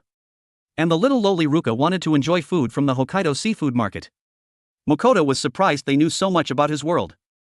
However, this time he showed some backbone and refused to yield. He declared he wouldn't force himself to grind levels and threatened to stop offering tributes to them. At worst, they could just revoke the blessings. Hearing this, the gods turned pale, hurriedly softened their voices, and promised to reconsider. Then they sat down to renegotiate the tributes, agreeing to just double the spending limit since he was now richer than before. Mukoda had no choice but to agree. After sending all the tributes, the guy felt exhausted because of the god's troublesome nature. After that tense conversation, Mukoda decided to cook a truly creative dish. He took a large cockatrice, marinated it with herbal salt, stuffed it with frozen pilaf rice, then tied the legs, brushed it with olive oil, and put it in the oven. While waiting, Mukoda asked Sway to make a large plate and 3 mithril cups. Once the pilaf stuffed roast chicken came out of the oven, Mukoda carved it and served the pets. Crispy skin, juicy meat, and rice soaked in spices made Dora and Fel praise it endlessly. Mukoda also warned them the bird's bones were very sharp. After the main course, they all enjoyed flan deliciously. Mukoda then fell asleep, feeling very tired from running around all day. A while later, we see his stats had improved, and he received double experience thanks to a secret blessing from the gods. The next morning, he went to see Ares and gave him the 10 bottles of wine as agreed. Ares was happy and showed him the grill. Mukoda found it wonderful. Ares explained he had adjusted the size to hold more charcoal, helping the heat remain stable, and the price was reduced to 300 gold coins because he received the good wine. He suggested trying it right there. Mukoda grilled meat and invited Ares to try it with a highball. Ares was amazed by the mithril cup and clean ice, and revealed he knew Mukoda was the dungeon conqueror. Mukoda discovered the grill was easy to clean thanks to Hephaestos' protection blessing. The blacksmith was immediately immersed in the sweet aroma, and regarding the little lowly, Mukoda this time showed his backbone and refused to yield. After a long period of lingering and skipping out on the dungeon city of Doran, Mukoda finally decided to leave in search of new lands. The reason was quite simple: their reputation had started to spread after clearing 30 floors of the dungeon. Fearing this would affect their journey, Mukoda felt compelled to leave early. While discussing it with his familiars, Fel and Dora still felt unsatisfied. Before leaving, they wanted to enter the dungeon to farm monsters to their heart's content. However, that was impossible. Mukoda forced them to skedaddle before things got worse. He planned to depart the next morning. The group agreed, but on one condition: they had to be allowed to hunt in the nearby area. For Mukoda, this request wasn't an issue since the troublemakers hadn't fought in days. While waiting, he decided to make the sausages that Ares had just taught him. At noon, Sway stayed behind to help, while Fel and Dora set off to hunt in the vicinity. Before they left, Mukoda didn't forget to tell them to put their loot into a magic bag. He gently reminded them to hunt sparingly. After all, they had to wait until the next city to butcher the meat, so a few animals would suffice. After saying goodbye to the two familiars, Sway and Mukoda immediately got to work. He asked Baby Slime to make a mithril funnel based on a simple design. While waiting, Mukoda bought some more ingredients using his online supermarket skill. Preparation was complete. Now it was time to create homestyle sausage masterpieces. First, he used a grinder to mince the orc meat. The sheep casings needed to be sanitized with some diluted salt water. Next came a bowl of ice water to chill the meat, followed by mixing it with sugar, black pepper, and table salt. Kneading it thoroughly until the meat became sticky meant the filling was done. Now it was time to stuff it into the casings. Mukoda attached the funnel Sway made to a small bag, put the minced meat inside, and attached the prepared sheep casing to the other end. He just kept stuffing the meat in. Once full, he twisted them to shape the sausages and cut them into bite-sized lengths. Now was the time to grill. Mukoda tasted a piece and then gave the rest to Sway. Just as he popped it into his mouth, Fel and Dora-chan returned with the bag hanging dangling before their necks. Both complained that they had eaten snacks without waiting at all. Mukoda tried to explain and then changed the subject to today's hunt. Fel replied that the result was just SOSO, because there were a few animals that couldn't fit in the bag, so they just left them on the floor. Lightly speaking, there was only a white-toothed tiger and a two-horned rhinoceros. Although he had warned them to hunt only a little, it seemed they couldn't restrain their power. Temporarily ignoring that matter, the whole group finally joined the party, devouring the pile of giant sausages just made. The thin casing popped when bitten, and sweetmeat juices squirted out from inside. This sausage was truly top tier, absolutely impeccable. Mukoda also took a bite. He immediately ordered a little more barley vitamin to drink to his satisfaction. Craving good bait without this thing, what could be called enjoying fine cuisine anymore? The scene shifts to the front gate of Doran City. Yugo and Aaron arrived here to bid farewell to the adventurer group. Aaron couldn't believe Mukoda decided to leave so early. The guy still wanted to play with Dora-chan much more than this. The blonde fellow also repeated the promise to bring back a dragon here. If they went to Barry, he begged Mukoda to try and hunt a leviathan. Fel had once taken one down, but this species is quite rare, so they couldn't be 100% sure. Finally, the adventurer group said their goodbyes and set off to move to the next city. On the way, we see them chilling and eating very deliciously. Finally, the adventurer group reached the city gate, and the guards once again blocked their path as usual. Mukoda tried to explain that the three great bosses were his familiars. Unlike previous times, having an Ranka adventurer card made Mukoda much more confident. Seeing the gold card, the guards were astonished and understood why his pets were so high quality. They allowed Mukoda to enter the city without a bit of hindrance. He strolled through the city. Our guy remarked that this place was smaller than Doran but still very bustling. Finally, he stopped at the office of Iron, the guild master of the Adventurers Guild in the pottery city of Neef. The old man happily welcomed Mukoda and got straight to the point. He asked if he had truly come to accept high-level quests. Mukoda confirmed he had. Iron immediately explained roughly about the issues here. There were two major quests. One was to clear out the poisonous trees invading the western forest, and two was to kill the Cyclops appearing near the clay mine. Hearing this, Mukoda asked the pack if they were confident they could handle these creatures. Fel reminded him that he was talking to a legendary creature. He could easily crush those things in a single note. Dora confidently declared the Cyclops was slow as a turtle. It was truly nothing to him, and even those magic trees were just small fry. And so, Mukoda locked in both quests. The whole group would set off tomorrow to complete them all. Before leaving, Mukoda also asked for more information about renting an inn. Iron didn't hesitate to write him a letter of introduction to the Merchant Guild. Mukoda wanted to rent a house. They only had small inn rooms left, so they couldn't directly help him with this. And so we see the scene of our guy arriving at the Merchant Guild. He gave the letter to the receptionist, and within just a few minutes, Don Nico, the vice master of the Merchant Guild, was quickly present. He led him to a quiet place and showed him several houses available today. Our guy chose the smallest one. It was quite close to the city center and had all the amenities they needed. Upon entering the house, Mukoda was surprised because this place was too spacious. While the pets rested, he decided to take a lap around the new mansion. When he saw the super gigantic kitchen, Mukoda decided that tonight he had to prepare a truly magnificent meal. Since this place was far from the neighbors and he didn't have to worry about the smell, Mukoda wanted to take advantage of it to make some special dishes. Buying ingredients from the online supermarket, the guy immediately rolled up his sleeves to prepare a deliciously aching curry. He recounted that he had eaten this dish in many places, but nothing could compare to the food he cooked himself. Mukoda sautéed onions with work meat, added a few slices of potatoes and some carrots, and stewed it thoroughly. The fragrant smell of curry made the familiar stomachs beat like drums continuously. They hurriedly ran over to see what on earth the servant was cooking that smelled so good. When the dish was served, the whole group felt extremely eager.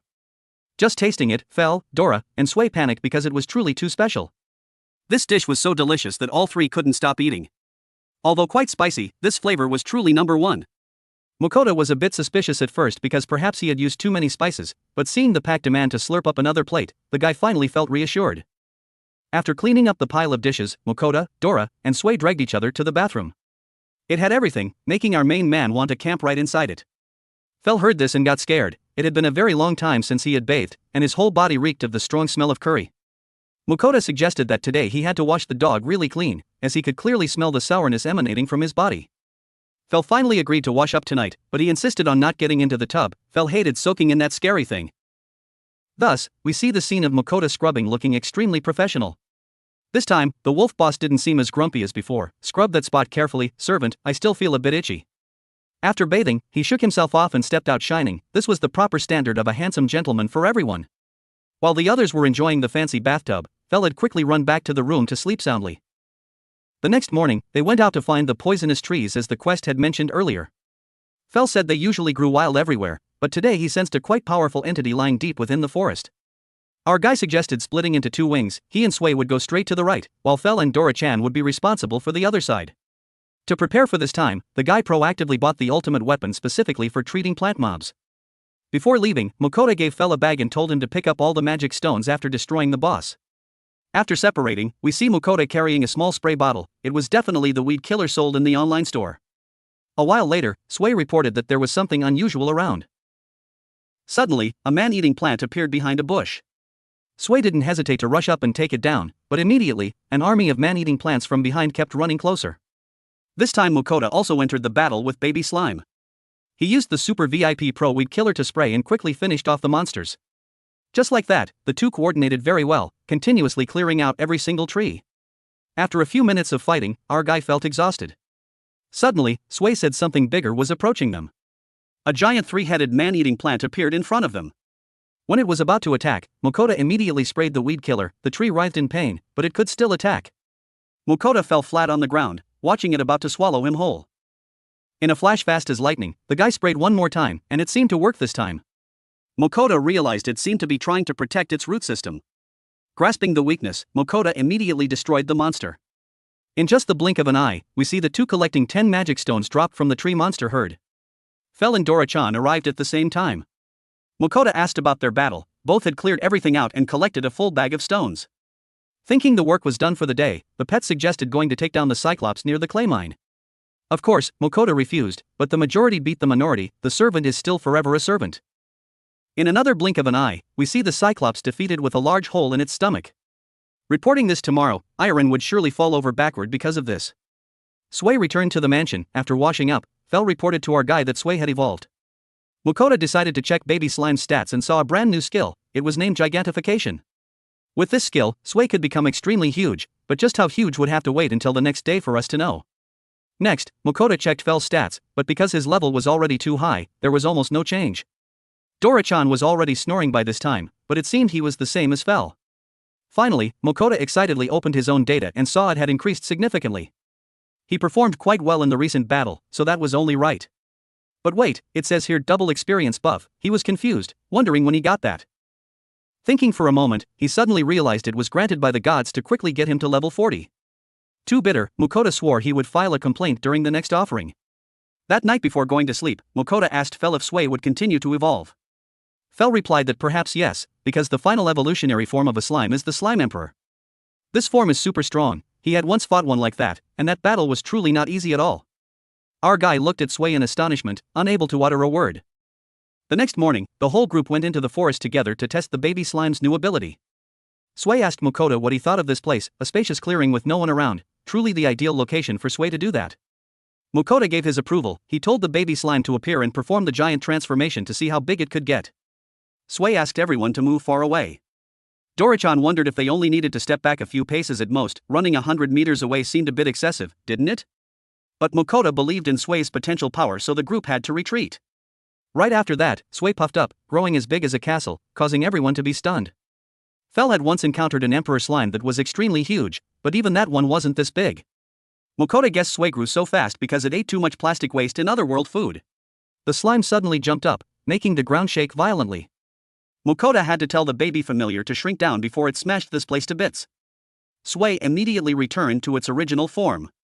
The giant transformation skill could be useful in some cases, but Sway in its tiny form was truly the cutest super slime in the world. While they were chatting, Mukoda suddenly felt hungry. It turned out that because they left in a hurry this morning, none of them had had time to eat anything yet. He suggested stepping back to prepare food, and the familiars agreed. Mukoda immediately set up a table, took food out of his magic bag, and made 3-color rice with minced chicken, fried eggs, and boiled okra. In less than 10 minutes, the food was ready. Dora-chan liked the unique texture of the okra part of the dish the most. Fel complained there was a bit too little meat, but since the taste was quite okay, His Majesty temporarily let it slide. Sway swallowed the egg part in an instant. Everyone quickly ate everything clean and asked for another portion. The scene shifts to the monster processing shop in the city of Naihof. Guildmaster Yorin led Mukoda there to ask for a cyclops to be butchered, only to find they were processing a forest lizard. They worked quite fast here. The worker guaranteed everything would be finished by the afternoon of the next day. Yorin suggested Mukoda take the opportunity to tour the city. This place was a paradise for pottery, so maybe he would find a few interesting things. The old guild master was even kind enough to give directions and introduce a few places he frequently visited. Following the instructions, Mukoda arrived at a building called the Lida Guild, a place famous for selling high-quality pottery selected very carefully. However, because the shop owner kept insisting on showing him every single item, Mukoda felt uncomfortable and left. He went to the Sebel Pottery Workshop. This place had a high reputation and was rated by collectors as the best location. Mukoda liked a cup with magic stone powder that helped keep the water inside cold. If you poured a little beer into this, it would be top-notch, ceiling hitting, flag flying, amazing. The final destination was the Revel Workshop, famous for pottery products favored by women. This was truly a paradise for the nobility. Mukoda closed the deal on many things with a total value of up to 168 gold coins. With so much money, why think twice, right? Everyone saw Fel looking a bit sad. Mukoda asked him what was wrong after all. Fel said he only wanted to go into a dungeon and had no interest in going to the sea. Out there, besides hunting krakens, what the hell else could be done? It was only convenient for his servant to go girl watching, while for a dog like him, dungeons were forever the best. Dora and Sway also agreed. Both of them didn't like eating seafood anymore, and the wind was leaning towards Fel's side. Seeing the three pets react so intensely, Mukoda had no choice but to nod in agreement. But before that, he required them to prepare a lot more food. This would take quite a lot of time, so Mukoda suggested that tomorrow he would run to the merchant guild to accept quests for the pack. Fel accepted on the condition that there must be meat tonight. Meat is true love, vegetables or whatever else could just be put aside. As planned, Mukoda returned to meet the monster carcass processor on the very next day. He said the butchering was done, but the payment would have to wait because the Adventurers Guild was not in a convenient position to handle this matter. Mukoda asked what had happened, and he explained that a new orc colony had appeared in the northern forest, and the whole guild was in a state of crisis because they didn't know how to deal with them. The orcs in the forest were high-ranking beasts. In just a few days, the orc king would appear and everyone would have to taste suffering. The guild master arrived to announce that the current number of orcs was too large and they couldn't control the situation. To handle it, they needed at least 6 adventurer teams of rank C or higher, but unfortunately, most of the strong teams were currently on other missions. They were left with only one rank C adventurer team, which was completely insufficient in number. Therefore, he wanted to ask if Mukoda could accept this request to help the villagers. Mukoda agreed because he had originally intended to come and accept a quest today so his pets could earn some more meat. Fel criticized orcs as too boring, but he still nodded because they only needed meat and didn't seek anything more. Dora and Sway also agreed. The guild master was overjoyed and led them to meet the team they would cooperate with today. Aaron, the leader of the Shadow Warriors group, came to shake hands with Mukoda when he learned he was a rank A adventurer. He introduced Clement, Matthias, and Ernest. Everyone was surprised to learn that Mukoda was the master of the divine beast Fenrir. On this side, there was also a pixie dragon and a cute little slime. Mukoda confirmed that thanks to them, he had conquered the Dolan dungeon, which made Aaron's group feel much relieved. But when he learned the orc's lair was more than a day's walk away, Mukoda almost fell over. He immediately suggested using a special method of transportation and called Sway to transform into giant size. The whole team was stunned because they had never seen a slime so big. This wasn't too surprising since even Fel had panicked earlier. Mukoda told them to climb onto Sway's back, while he himself would ride Fel to run there. Thanks to that, in the blink of an eye, the whole group arrived at the location they needed to find. In the lair, there were roughly about 200 orcs. Fel suggested leaving the attack to the familiars. The servant and the Shadow Warriors team only needed to kill those trying to escape at the perimeter. Mukoda affirmed that the familiars were extremely strong, so they could rest assured and watch. The battle happened as fast as a tornado. Fel used earth magic to wipe out a whole area, Dorichan launched fire attacks to burn down rows of them, and Sway rushed in shooting acid like crazy. The speed and power made Aaron's group unable to believe their eyes. There were a few trying to escape, and the perimeter team had to work quickly.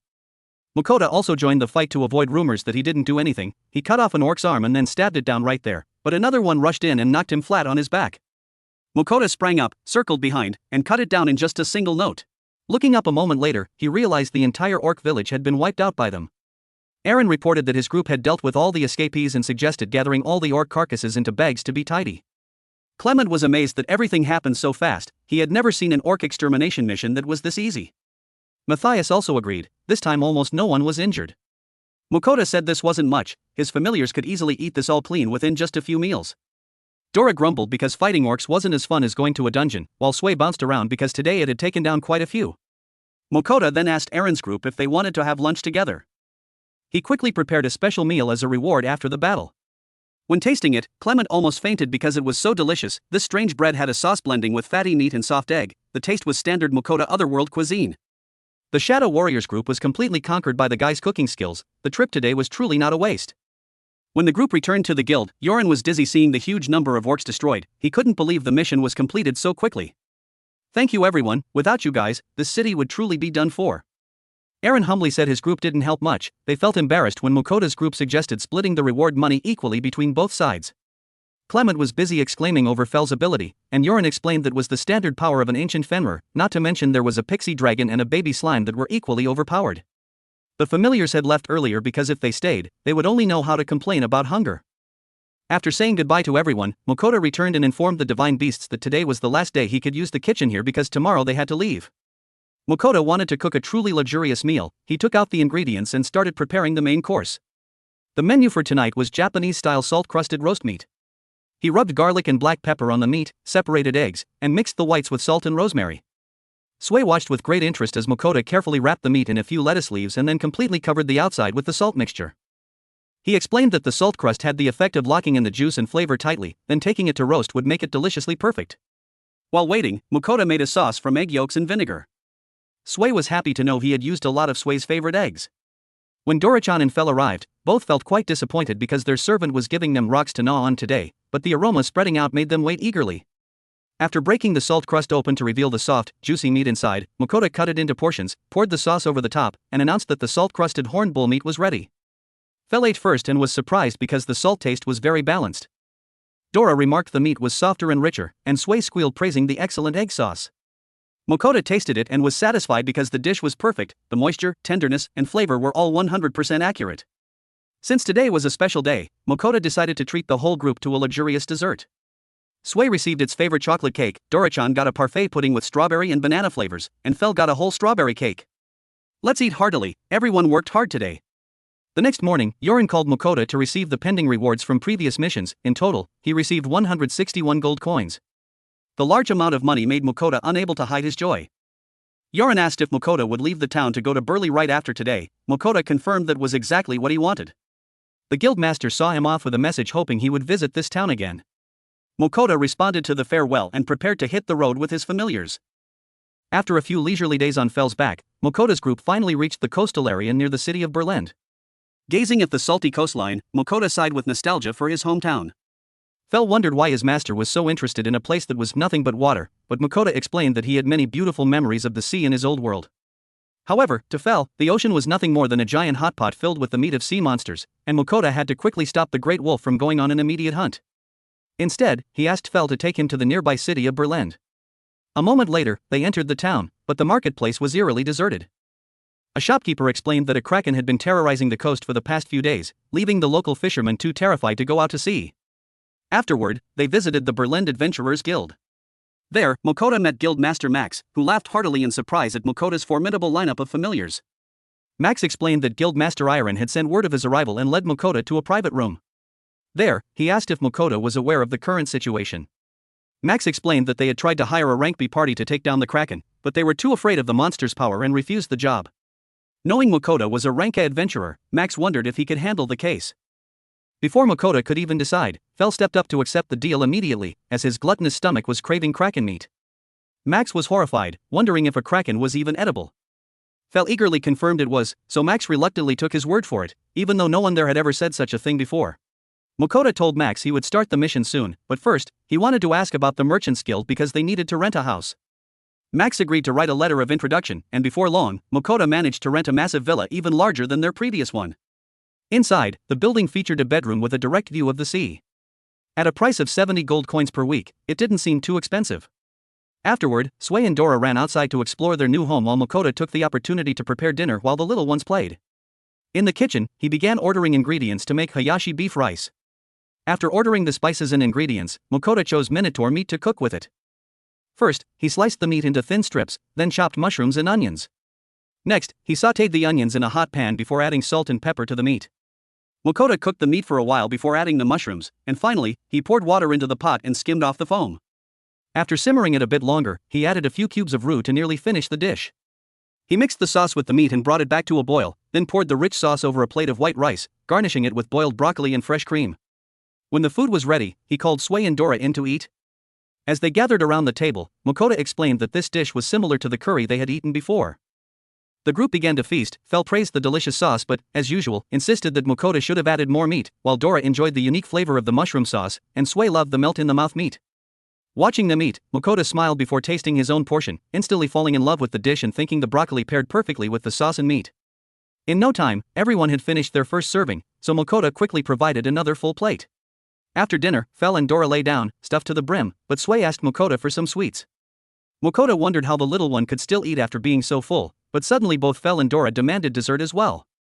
Knowing they would soon have to hunt the kraken, Mukoda decided to grant their request. Excitedly, the monsters began calling out for all the types of cakes they liked. As they eagerly ate their sweets, Mukoda reminded them that once they were finished, he would give them a bath to wash off the sticky sugar. The next morning, Mukoda went to the silent harbor since the kraken lived far from the shore. Mukoda asked Fel how he planned to handle it from the mainland. Fel explained that during his last encounter with a kraken, he had simply stood on a cliff and used lightning magic to strike it down. Mukoda pointed out that this beach had no cliffs at all. Fel realized he was right and began to rethink his strategy for the fateful battle. Mukoda remained silent but screamed inwardly because this god was acting like an expert sea monster hunter despite taking the mission on a whim. Fel refused to admit he was wrong and insisted he would defeat the kraken if it appeared before him. Mukoda considered finding a boat, but when he asked to borrow one from the sailors, they all refused with various excuses. While Mukoda and Fel were stuck, they saw Sway and Dora playing comfortably in the ocean, which gave Mukoda an idea. He asked Sway to turn giant, and thus the whole group set out to sea riding on the back of the giant Sway. As they skimmed over the waves, Mukoda felt grateful to have his own living off-road vehicle. After traveling a distance, Mukoda wondered when the kraken would appear. Fel said he could sense the monster's presence, so they would encounter it soon. Panicked, Mukoda told Fel to protect Sway at all costs. Dora asked if the kraken was getting close, and Fel confirmed it was almost there. The water began to bubble, and Fel warned everyone to stay alert. Finally, the massive tentacles of the kraken rose above the water, shocking everyone. While Fel told them to wash their eyes and witness his power, Mukoda was terrified to see another giant monster being coiled by the kraken. Fel explained the other one was a sea serpent fighting the kraken, noting that the battle looked intense. The two monsters lunged at each other, biting and tearing Kitchleet, while Mukoda's group floated nearby. Fel told Dora to handle the sea serpent while he would take on the kraken. Dora agreed and fired a bolt of lightning, while Fel followed up with a powerful ball of thunder. When the attacks exploded, smoke obscured their vision. Once the smoke cleared, both monsters fell into the sea and floated lifelessly.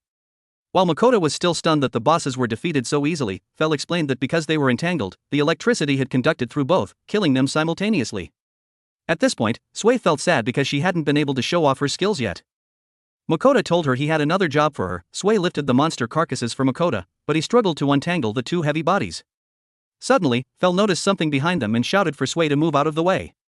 Just as Sway backed up, an even larger sea monster lunged upward, intending to steal their spoils. While Mukoda and the others screamed for Sway to run, the giant slime got angry because the monster dared to steal her precious food. She immediately fired an acid bullet at the giant creature, ending its life in an instant. After the red monster collapsed, Sway celebrated her victory. Fel confirmed that no more monsters were coming, so Mukoda decided to appraise this new creature. The result showed its name was an aspidocalone. Despite being confused by the strange name of the sea beast, its meat was indeed top-tier quality. He wondered if his appraisal skill was now showing meat quality because he had leveled up. Then he stored all the S-rank monsters into his item box. Back in the city, Max was surprised that Mukoda had finished the hunt so quickly, as he thought it would take several days. When he learned the group had returned, he asked what happened. Mukoda explained the situation, and Max was truly astonished that Mukoda's group had taken down a giant aspidocalone so effortlessly. Fel began to brag about his skills, but Max wondered how they had gone out to sea without a boat. Hearing this, Mukoda asked in return, "Wait, you had a boat prepared for us?" And Max confirmed he did. Max stood up and walked outside, stating that the small building couldn't hold such giant monsters. A moment later, Mukoda pulled the kraken out into the guild's courtyard. While the butchers marveled at the massive carcass, Max announced there were still two more coming. Max urged the workers to move quickly while Mukoda asked him for a favor. Max wondered why Mukoda was giving his people the kraken meat, and Mukoda replied that his familiars couldn't eat all of it in one day. Then, he announced to the butchers and sailors that they would all feast on the kraken together, making everyone work with renewed enthusiasm. After a long while, the sailors had finished skinning and cutting the kraken meat. Max asked Mukoda how to cook it, and he told them to wait a moment.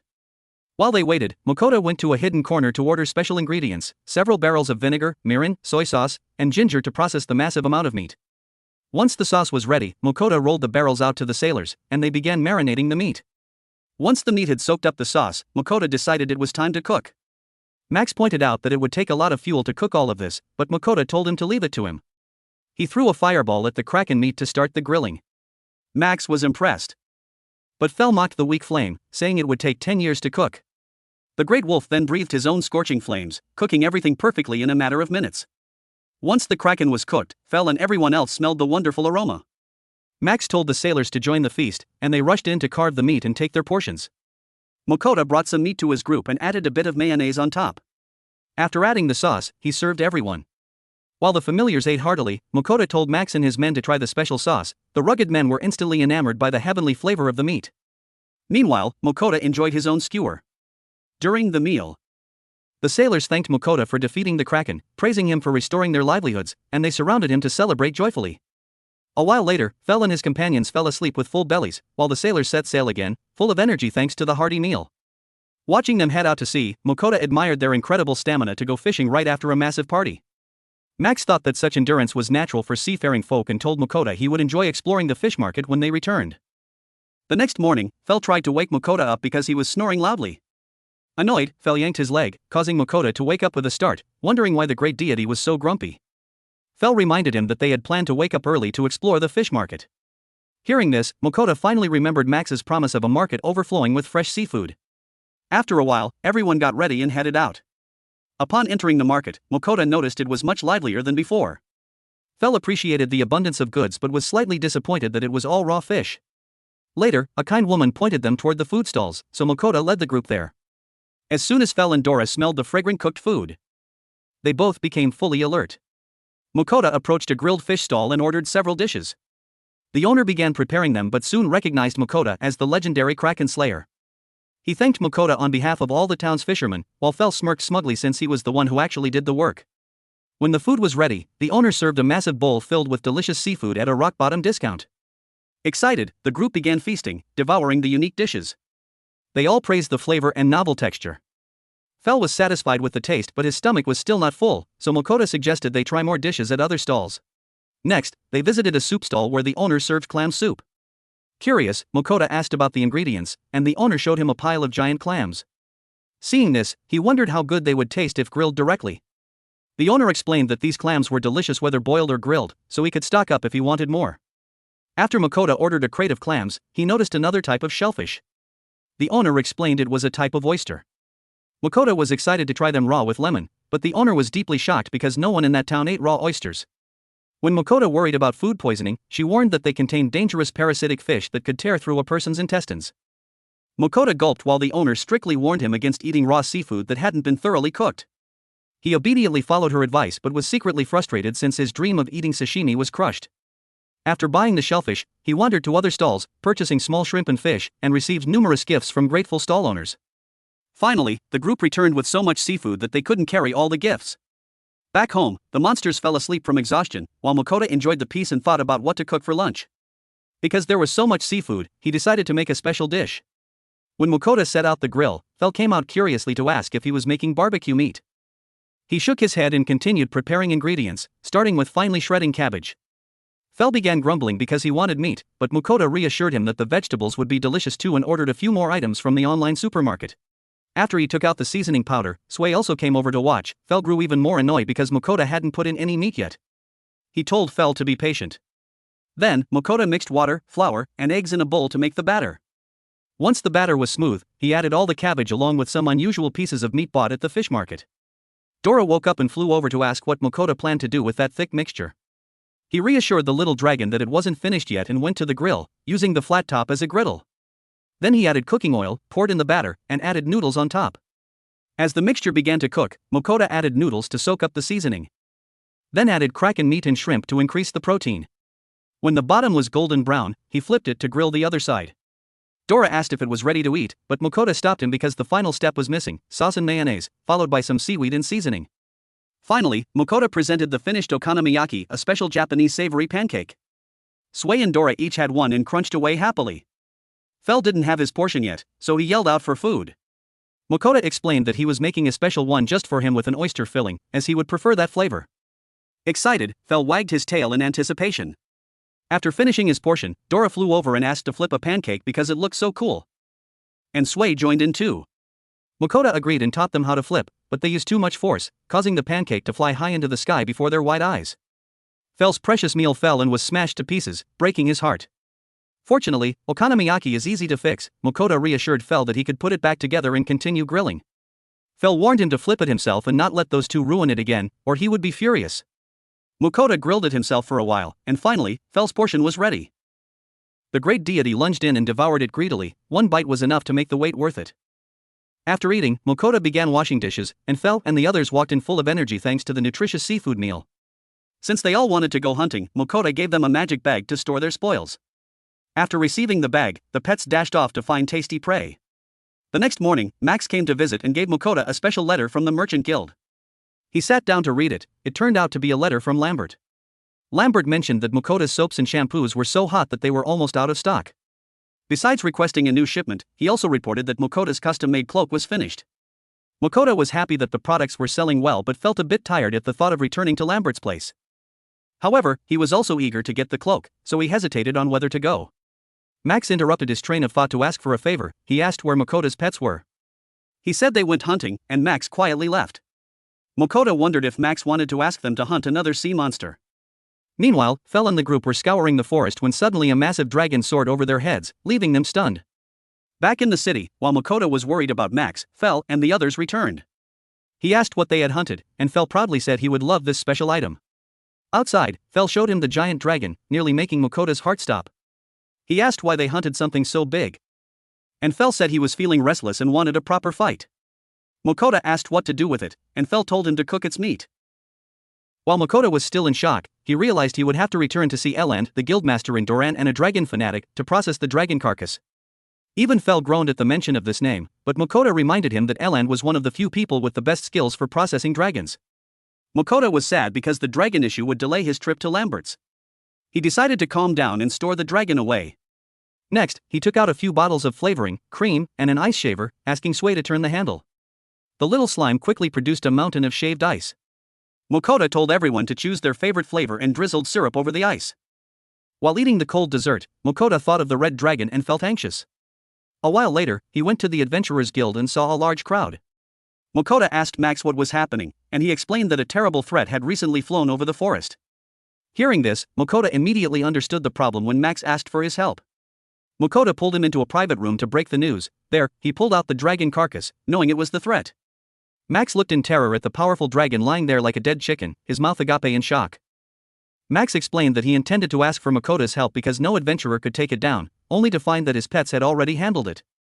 Mukoda revealed that he hadn't intended to hunt it, his gluttonous team had just taken it down as a snack.